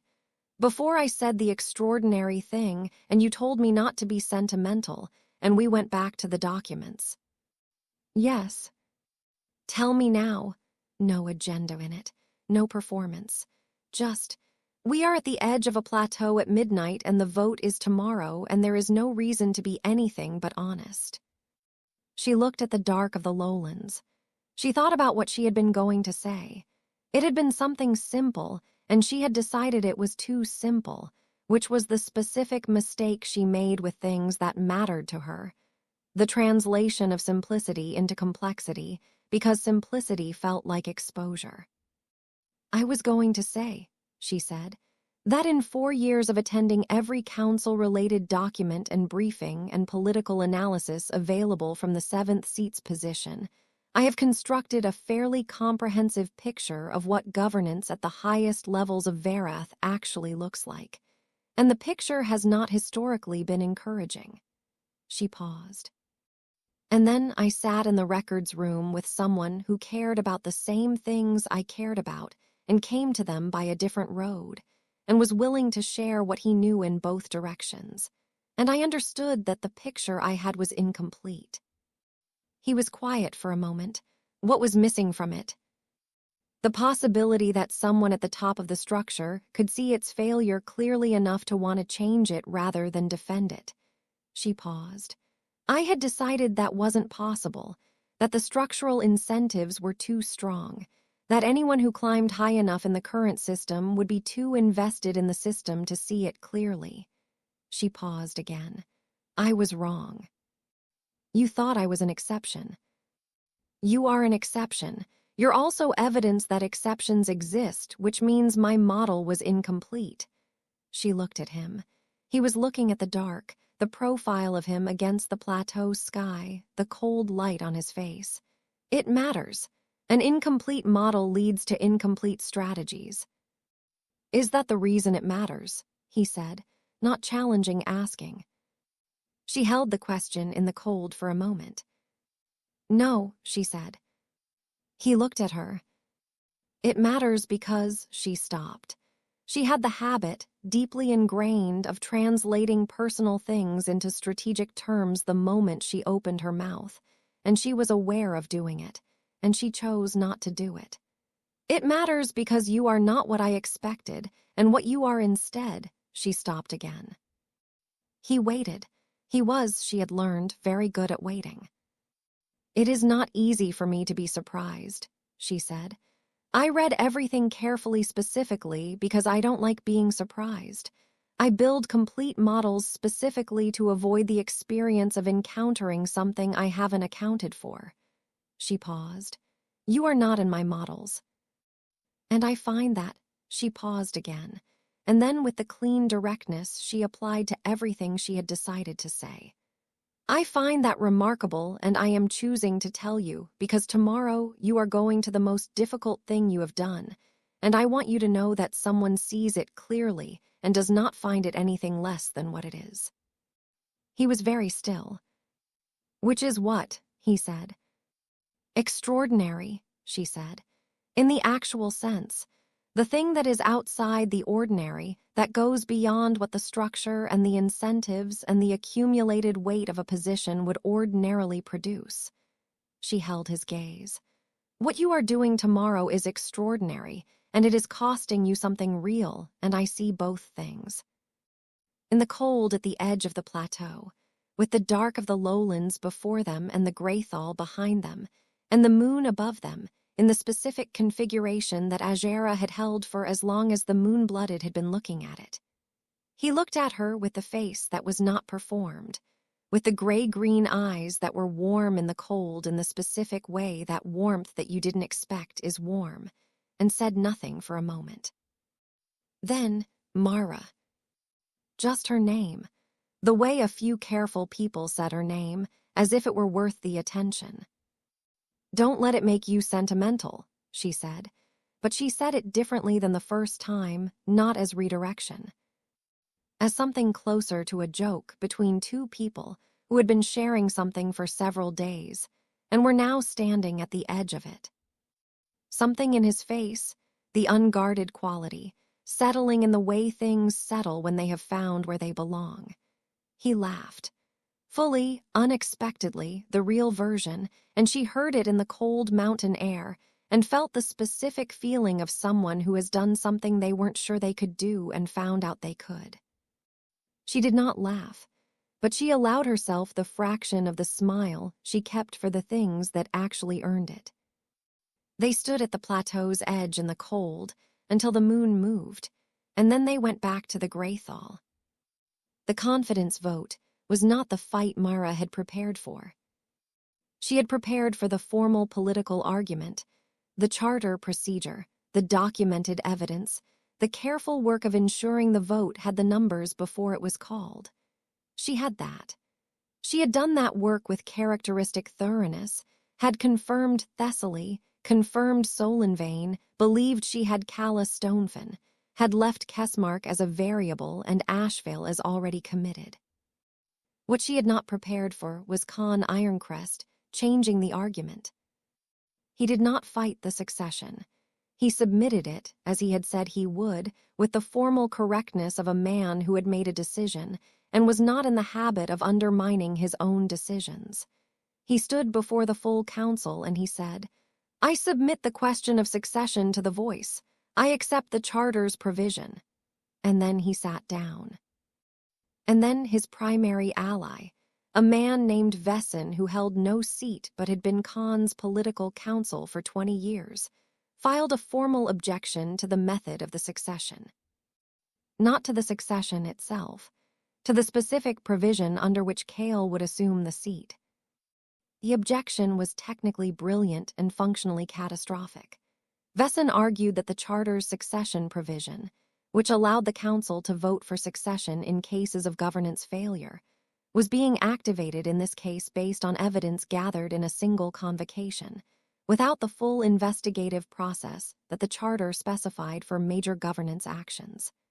The appropriations challenge had been raised 3 days ago. The formal investigation process required 14 days minimum.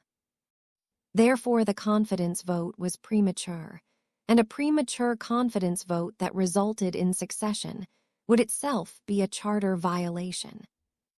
He was, Mara recognized with the cold clarity of someone encountering a very good argument, technically correct. The chamber went to controlled chaos, controlled because every person in it was experienced enough to manage their chaos before they expressed it. But the math was stark. Vesson's objection was valid, and a valid objection could suspend the vote, and a suspended vote meant the succession could not happen before the full moon, and without the succession, the right could not happen. 3 days.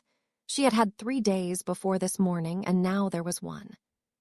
Con Ironcrest did not look at his son. He did not look at Mara. He sat in the first voice seat with the face of a man who had submitted his own succession and had not arranged for it to be legally sabotaged, and did not know what to do with the information that his counsel had. Elder Sune was looking at the ceiling. Kale was standing behind his father's chair with the full force of the control that she now understood was the mechanism of a man carrying something very heavy, and he was looking at Vesson with an expression she recognized, because she had felt the same thing in the Duskfen Fen when the wolf sense went wrong. The rage of someone who had prepared for the honest fight and was being given the dishonest one. Mara looked at the room and assembled the options in the time it took the chamber to process the objection. Then she said, "The objection is technically correct."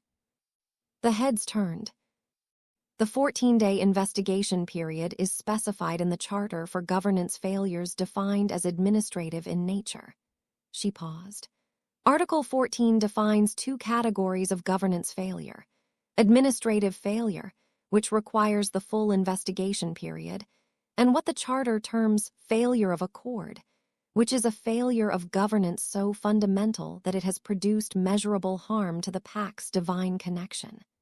She paused. The failure of accord provision does not carry the 14-day requirement.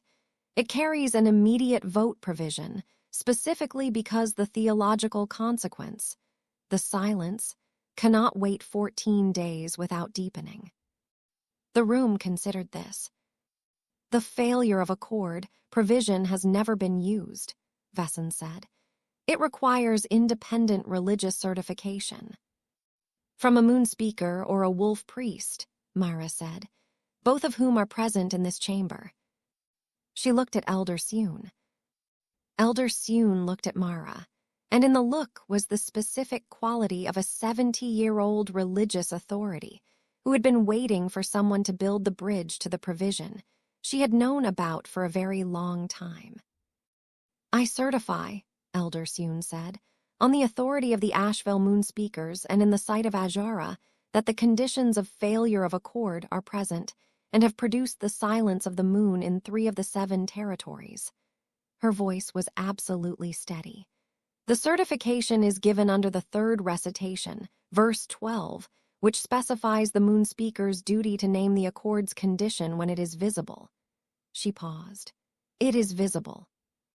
Sorn, who was not in the chamber, but was in the corridor, Mara had sent Calla Stonefin to ask him to be available before the session, because she had been preparing for the possibility that the charter battle would go to the theological foundation, stepped through the door when Calla opened it. He stood in the corridor entrance and said, in a voice that required no volume because it had the quality of something built to last, "The wolf priesthood certifies the same."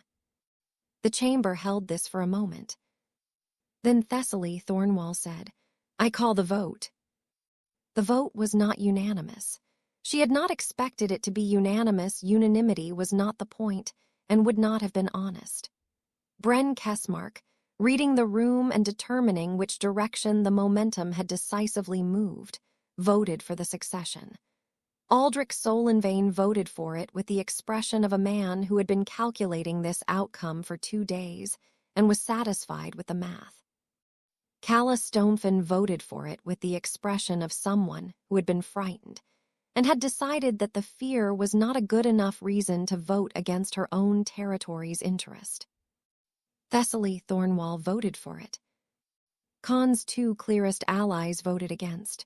Vesson could not vote. He was counsel, not delegate. Khan Ironcrest, who had submitted the vote and whose vote was included in the procedure by the specific provision of the succession article, voted for it. 4-3, the succession passed. Khan stood from the first voice seat. He stood with the full weight of 64 years and 40 years of governance, and the specific dignity of a man doing the hardest thing he had done in public, and he did it without flinching, which was, Mara thought, the most revealing thing she had seen him do. He looked at his son. Cale crossed the chamber floor. He stood before his father. In the full council's witness, in the light of the Greathall's high windows and the pale stone that was Ironcrest's color and the crescent-tanned claw of Azhara's symbol above the main door, the first and the second Ironcrest looked at each other.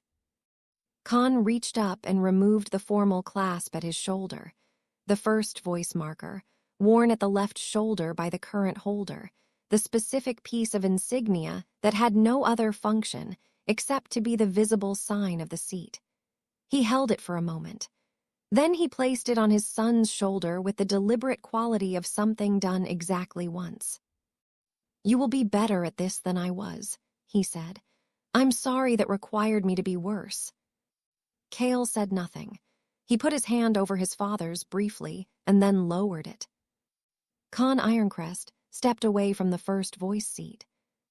Cale Ironcrest sat in it. The room was very quiet for a moment.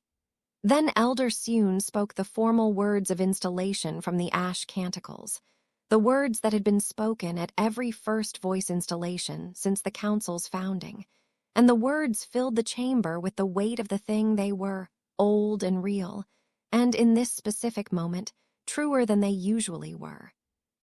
Mara, in the 7th seat, watched from the end of the arc.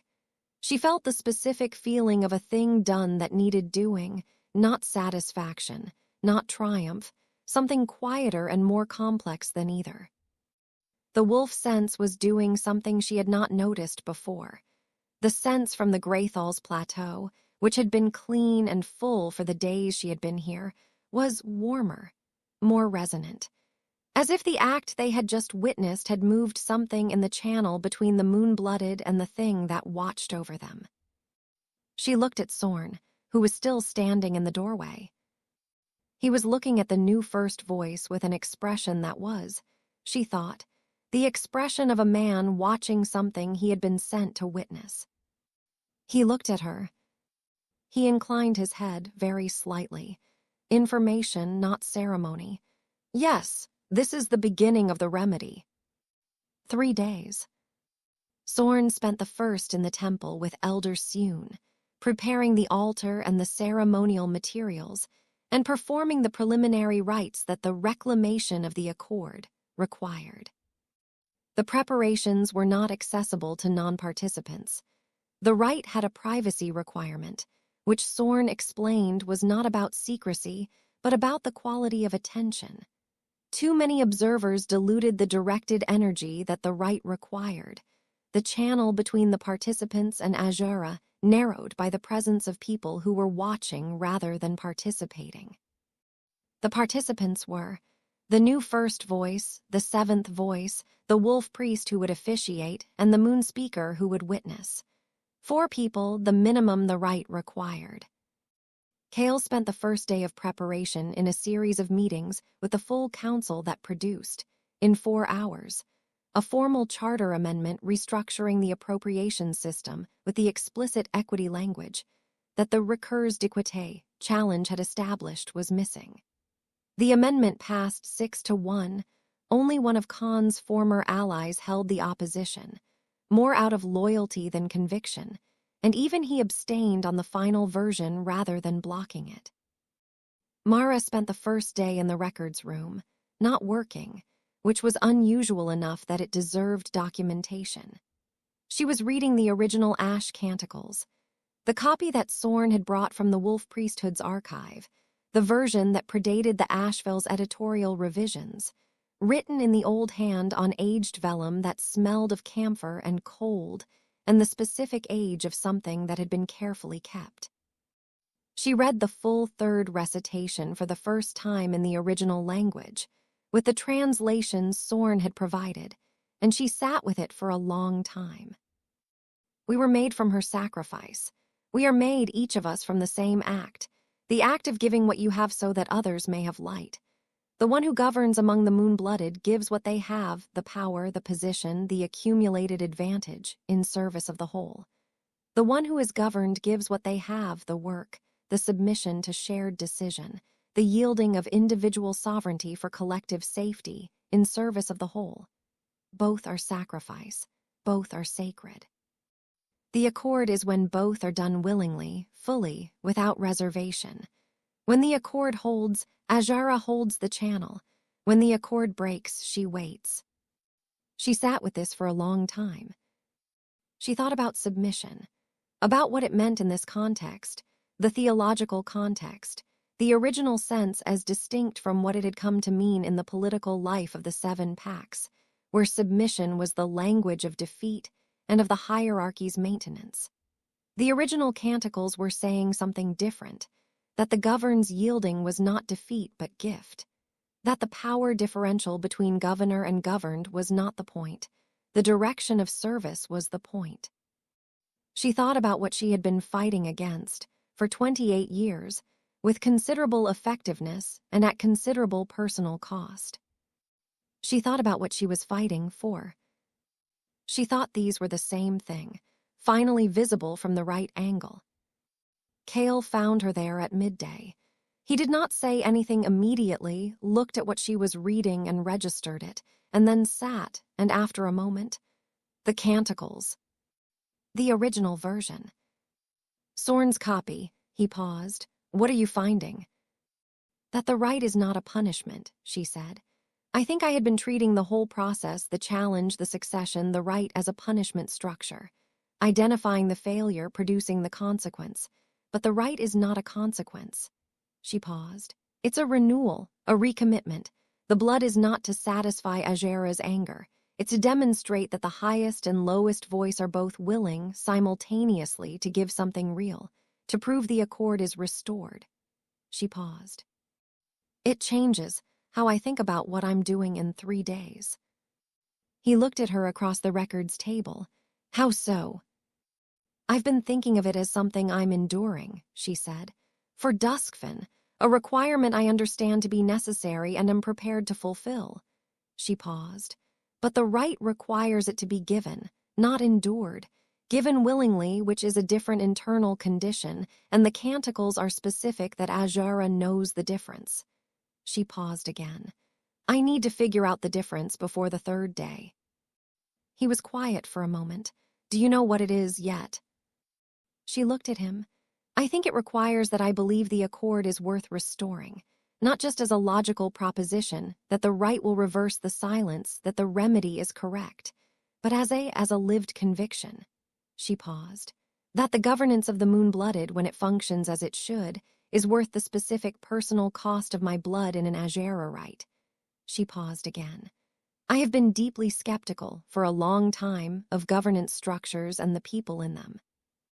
And now? She looked at him for a long moment. Now I am less skeptical, she said, about specific things, about the structure when its failures are acknowledged and its people are willing to bear the cost of correction. She paused. About what is possible when the person holding the highest seat is someone who chose to hold it at the cost of his own comfort. He looked back at her steadily. Don't let it make you sentimental, he said. She felt the laugh arrive before she had decided to let it, and let it, the real version, which was short and genuine and entirely unlike the version she would have chosen. And he heard it with the expression of a man who has seen something he will keep. The full moon rose over the Greathall's temple at the 3rd hour after midnight, and the light it cast through the temple's open roof. The Ashvale built every temple without a ceiling in the center. The unobstructed sky, the only covering that Azhara's house required, was extraordinary. Not because the moon was extraordinary. It was full and clear, as it was full and clear once a month. But the specific quality of the light in the specific moment, with what was happening below it, had the quality of light that has been directed. The temple was circular, the old design, predating the Greathall and the 7-pack system, and most of the institutions that claimed to speak in Azhara's name. The altar at the center was stone, smoothed by centuries of use, with the crescent and claw cut into it deep enough that the shadows of the carvings were visible in full moonlight. Around the altar, 4 positions marked in the floor, a shallow groove in the stone, worn by the feet of the people who had stood there over the years. Sorn stood at the north position, Elder Sune at the east, the first voice at the west, the 7th voice at the south. The preliminary recitation took 30 minutes. Sorn conducted it in the old language, the one the rite had been composed in, and that Sorn had been translating as he spoke so that the participants understood what they were doing in real time rather than in retrospect. Mara followed the translation with the focused attention she gave to unfamiliar terrain and found that she was not afraid. This was surprising. She had expected to be afraid, or at least to be managing the fear, the specific fear she had told Kale about on the plateau, the fear of the things she couldn't fight with her hands. But standing in the temple with the moon overhead and the old words being spoken and the deep wolf sense doing its full, resonant, complete thing, there was no room for fear. There was only the quality of being entirely present. She looked across the altar at Kale. He was looking at the altar stone, at the crescent hand claw cut into it, with an expression that was the fullest version of the unguarded face. Nothing managed, nothing selected, just him, exactly what he was, in this specific ancient space with the weight of what he had chosen in the last 3 days visible in how he stood and breathed and held himself. He felt her looking. He looked up. The moonlight was between them, over the altar. Sorn spoke the invocation that preceded the giving. The first voice offers what the first has. The power that was given returned freely to the source, in acknowledgement that all power is borrowed from the whole and held in trust. Sorn offered the small stone blade, the ceremonial blade, wolf-carved, older than the Greathall. Cale took it. He cut across his palm with the specific deliberateness of someone who has decided to do a thing and does not hesitate over the doing. Blood, bright in the moonlight, fell to the altar stone. The seventh voice offers what the seventh has. The endurance that was required returned freely to the source, in acknowledgement that all sacrifice given in service of the whole is held by the goddess and does not diminish the one who gives it. He offered her the blade. She took it. She looked at it for a moment, old stone, warm from his hand. Then she looked at him across the altar. He looked back. Neither of them looked away. She cut across her palm. Blood, bright in the same light, fell to the same stone. Sorn spoke the binding words, not translating now, the old language only, the words that the translation could approximate but not equal, and the sound of them in the circular temple had the quality of the temple itself. Resonant, the walls taking the sound and returning it changed, made larger, the acoustics of a space built specifically to amplify. She was aware of the wolf sense shifting. Not immediately, not dramatically, but the way the deep sense shifted when you crested a ridge and found that the territory below you was different from the territory you had been running, the specific quality of entering a different kind of place. The silence was not reversed yet. The reversal would take time, Sorn had said, the channel clearing gradually as the accord was restored, but the direction of it changed. It had been wrong, the damaged note, the poorly reknotted resonance. Now it was beginning to be right. She felt it in her chest, in the wolf self's deepest register, the part of her that connected to Azhara and had been connecting since she was old enough to shift. She looked at Cale. He was looking at her. He had felt it too. She could see it in his face, in the specific quality of the unguarded expression, the thing that happened when the wolf sense moved in a significant way. Azhara sees you, Elder Sune said, the formal witnessing phrase, her voice at its full depth. Both of you fully in the light that never leaves. Sorn closed the rite. He spoke the last words of the third recitation, the original version, the unrevised, the one that had been preserved in the wolf priesthood's archive for 70 years, and that had never been spoken in a council temple until tonight. And the words had the quality of something that had been waiting to be said in this specific place, at this specific time, by someone who actually knew what they meant. The moon was directly overhead. The altar stone absorbed the light and the blood together. Then Sorn said, in the ordinary voice he used for non-ritual speech, "It's done. The channel is open." A pause. It will take several days for the territories to feel the full reversal, but it's open. Elder Sune exhaled. The exhale of a woman who had been carrying a specific weight for 2 years and had just set it down. Cale was still looking at Mara across the altar. She was still looking at him. "Your hand," he said. She looked at her palm. The cut was not deep ceremonial rather than injurious, but it would need binding. She was reaching for the cloth that Sorn had provided when Cale came around the altar and took her hand and wound the cloth around it with the deliberate care she had come to associate with the way he handled things that mattered. She let him.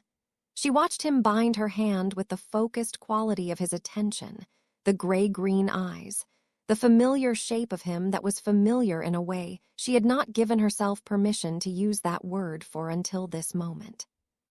"Thank you," he said, not for letting him bind it, for something else. "Thank you," she said back, for the same something else. They stood in the open-roofed temple, with the moon moving off its meridian and the wolf sense doing its restored work and the Greathall quiet around them. And neither of them moved away from the closeness that had happened at the altar. And neither of them said anything further, and the not saying was its own kind of speech. The delegation debrief the next morning was the most efficient 4-hour meeting Mara had attended, because everyone at the table had been present for enough of the previous 3 days that most of the context was shared, and the remaining business was genuinely business rather than the management of competing narratives. The charter amendment was formalized and witnessed. The Asheville issued the formal acknowledgement of the reclamation of the accord. The appropriations review process was assigned to a new subcommittee whose membership Mara had negotiated equal representation from all 7 seats, with the 7th seat holding a formal veto on any reclassification that affected the equity provisions. This was the thing she had been building toward. Not the drama of the vote, not the right, not the specific conversation at the plateau's edge. This. A piece of documented, binding, structural machinery that would function regardless of who occupied the seats. That would prevent the next Con Ironcrest, whoever they turned out to be, with whatever good intentions and whatever gradual drift toward self-serving structure, from moving the appropriations in the same direction without it being stopped by the system itself, rather than by the periodic crisis of someone brave enough to sit in the 7th seat and raise a challenge. Machinery didn't rely on courage. Machinery worked when people were tired and afraid and not at their best. She was, she thought, satisfied with the machinery. The afternoon was hers. The convocation was formally concluded. Delegates would begin departing the following morning. She spent the afternoon walking the plateau in human form, slowly, without the run's intensity, just the slow reading of a territory she was leaving. She found him at the river overlook again, which was becoming their place by the accumulation of meetings there, and she stood beside him and they looked at the silver afternoon solving below. "Your hand," he said. She flexed it. Fine, the cut was shallow. "Good," he was quiet for a moment. "Duskfen." "Yes, tomorrow morning." The distance, he stopped. He had the quality of a man organizing something he had not organized yet, which was unusual for him. The distance between Thornvale and Duskfen is 6 days of hard running. She looked at him. "Varath is smaller than it has historically seemed," he said. "When the governance structure is actually what it should be. When the 7-pack system is actually a system rather than a hierarchy with some additional features." He paused. "The first voice has I have significant latitude in organizing the council's working groups. The Appropriations Review Subcommittee requires regular meetings. The equity provisions need an active advocate in the working process rather than a periodic challenger." He looked at her. "The 7th seat has as much right to that advocacy as any." She looked at the river. "Are you asking me to spend more time in the Greathall?" "I am nodding that the governance reforms require ongoing work, and that the person best suited to the ongoing work of the 7th seat is the person who is currently in the 7th seat." He paused. "And I am nodding that I would like," he stopped. He said it. "I would like to continue what has been happening in the records room, in all senses." She turned to look at him fully.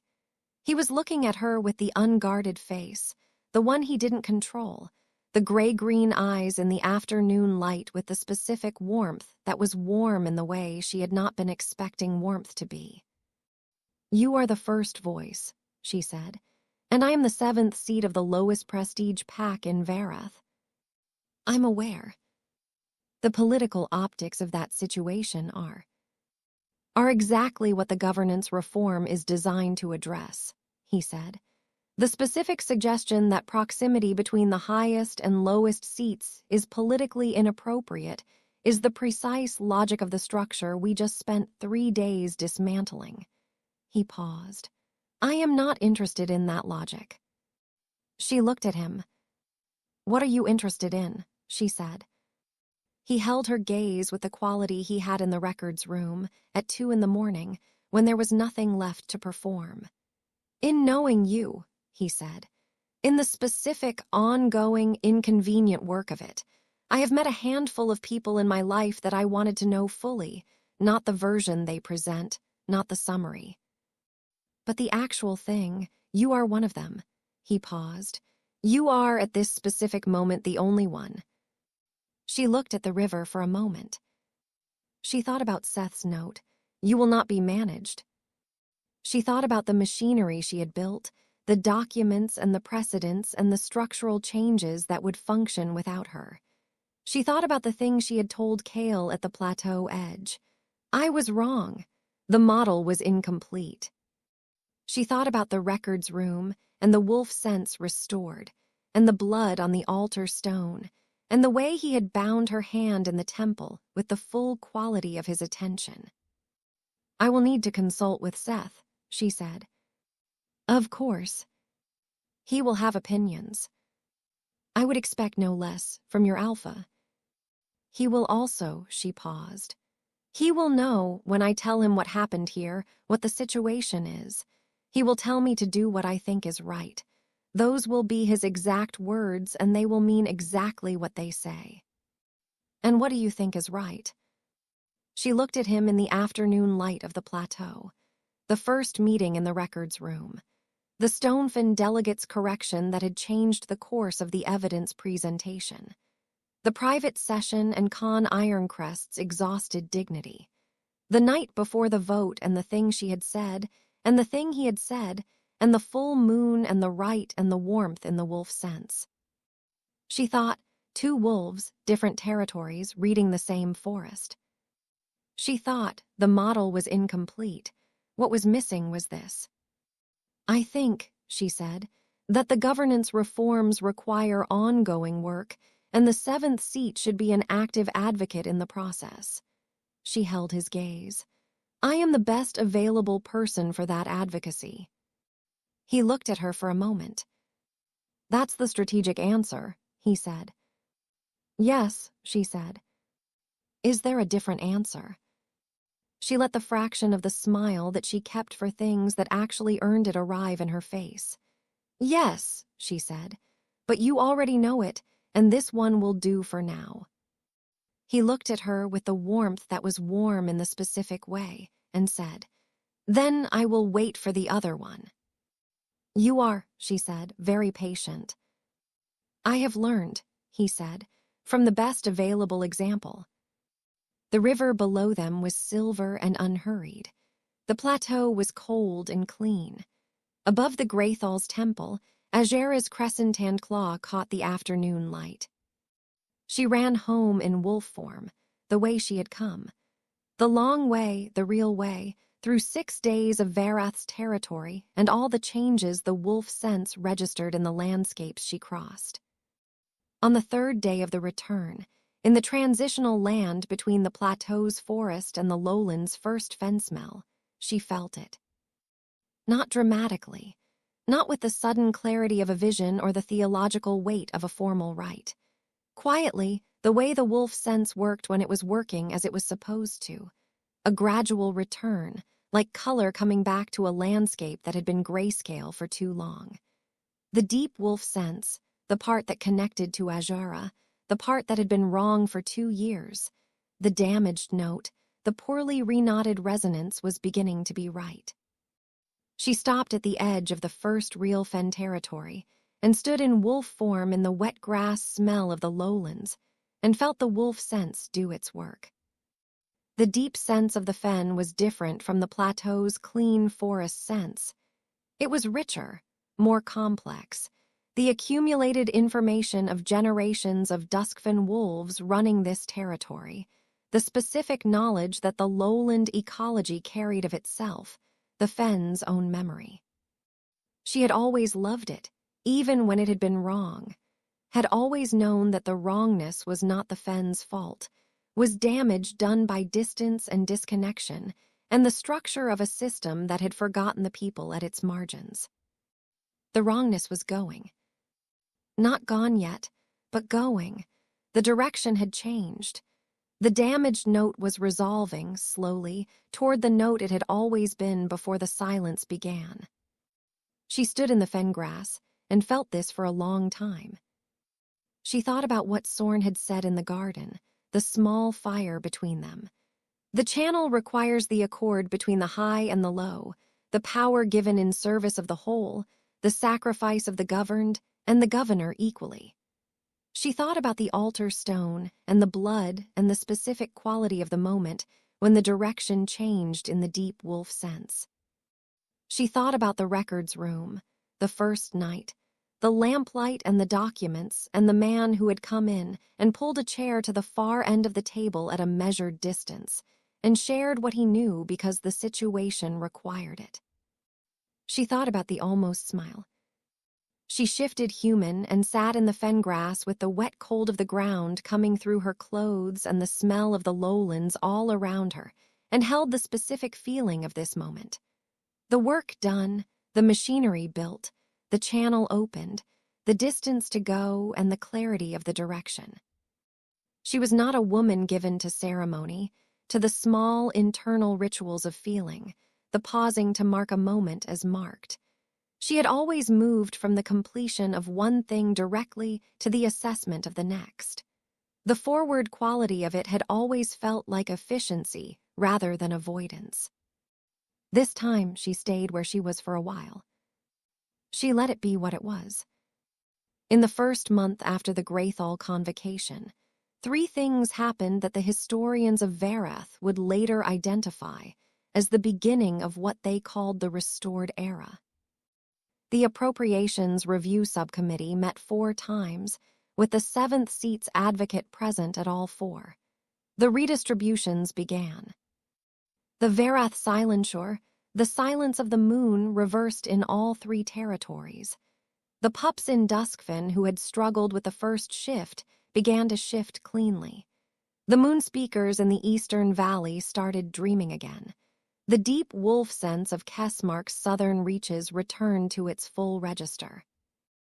And the new first voice of Varath was seen, on 3 separate occasions by 3 separate witnesses, running the Duskfen fen at dawn, in wolf form, in the company of a black-furred Duskfen wolf, who ran with the ground-eating speed of someone who had been running this terrain all her life, and showed no particular inclination to slow down for her companion.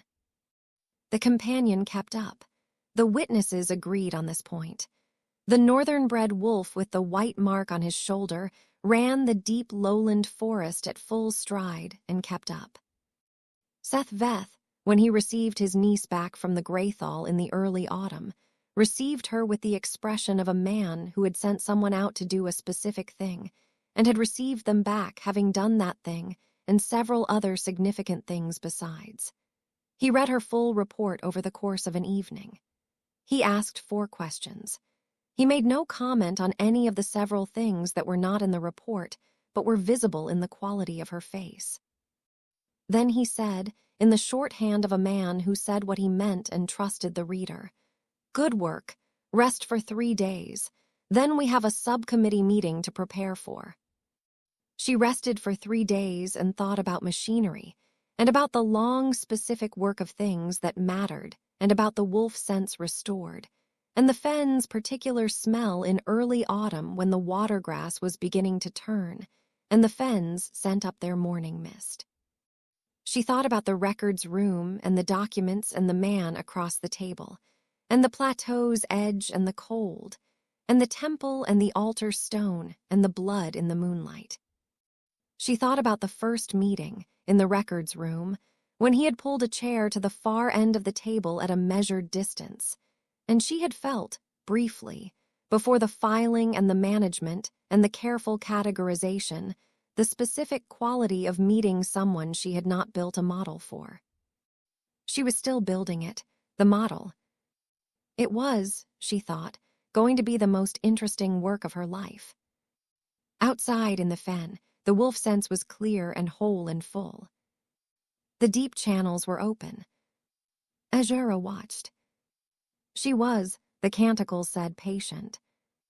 She was also, if the canticles were to be believed on this point, and Mara Veth, for the first time, believed them entirely pleased. The fen does not apologize for being wet. The stone does not apologize for being hard. Two wolves from different territories do not apologize for running at different paces. The forest does not require apology. It requires presence. Show up, stay, read the terrain. The rest follows.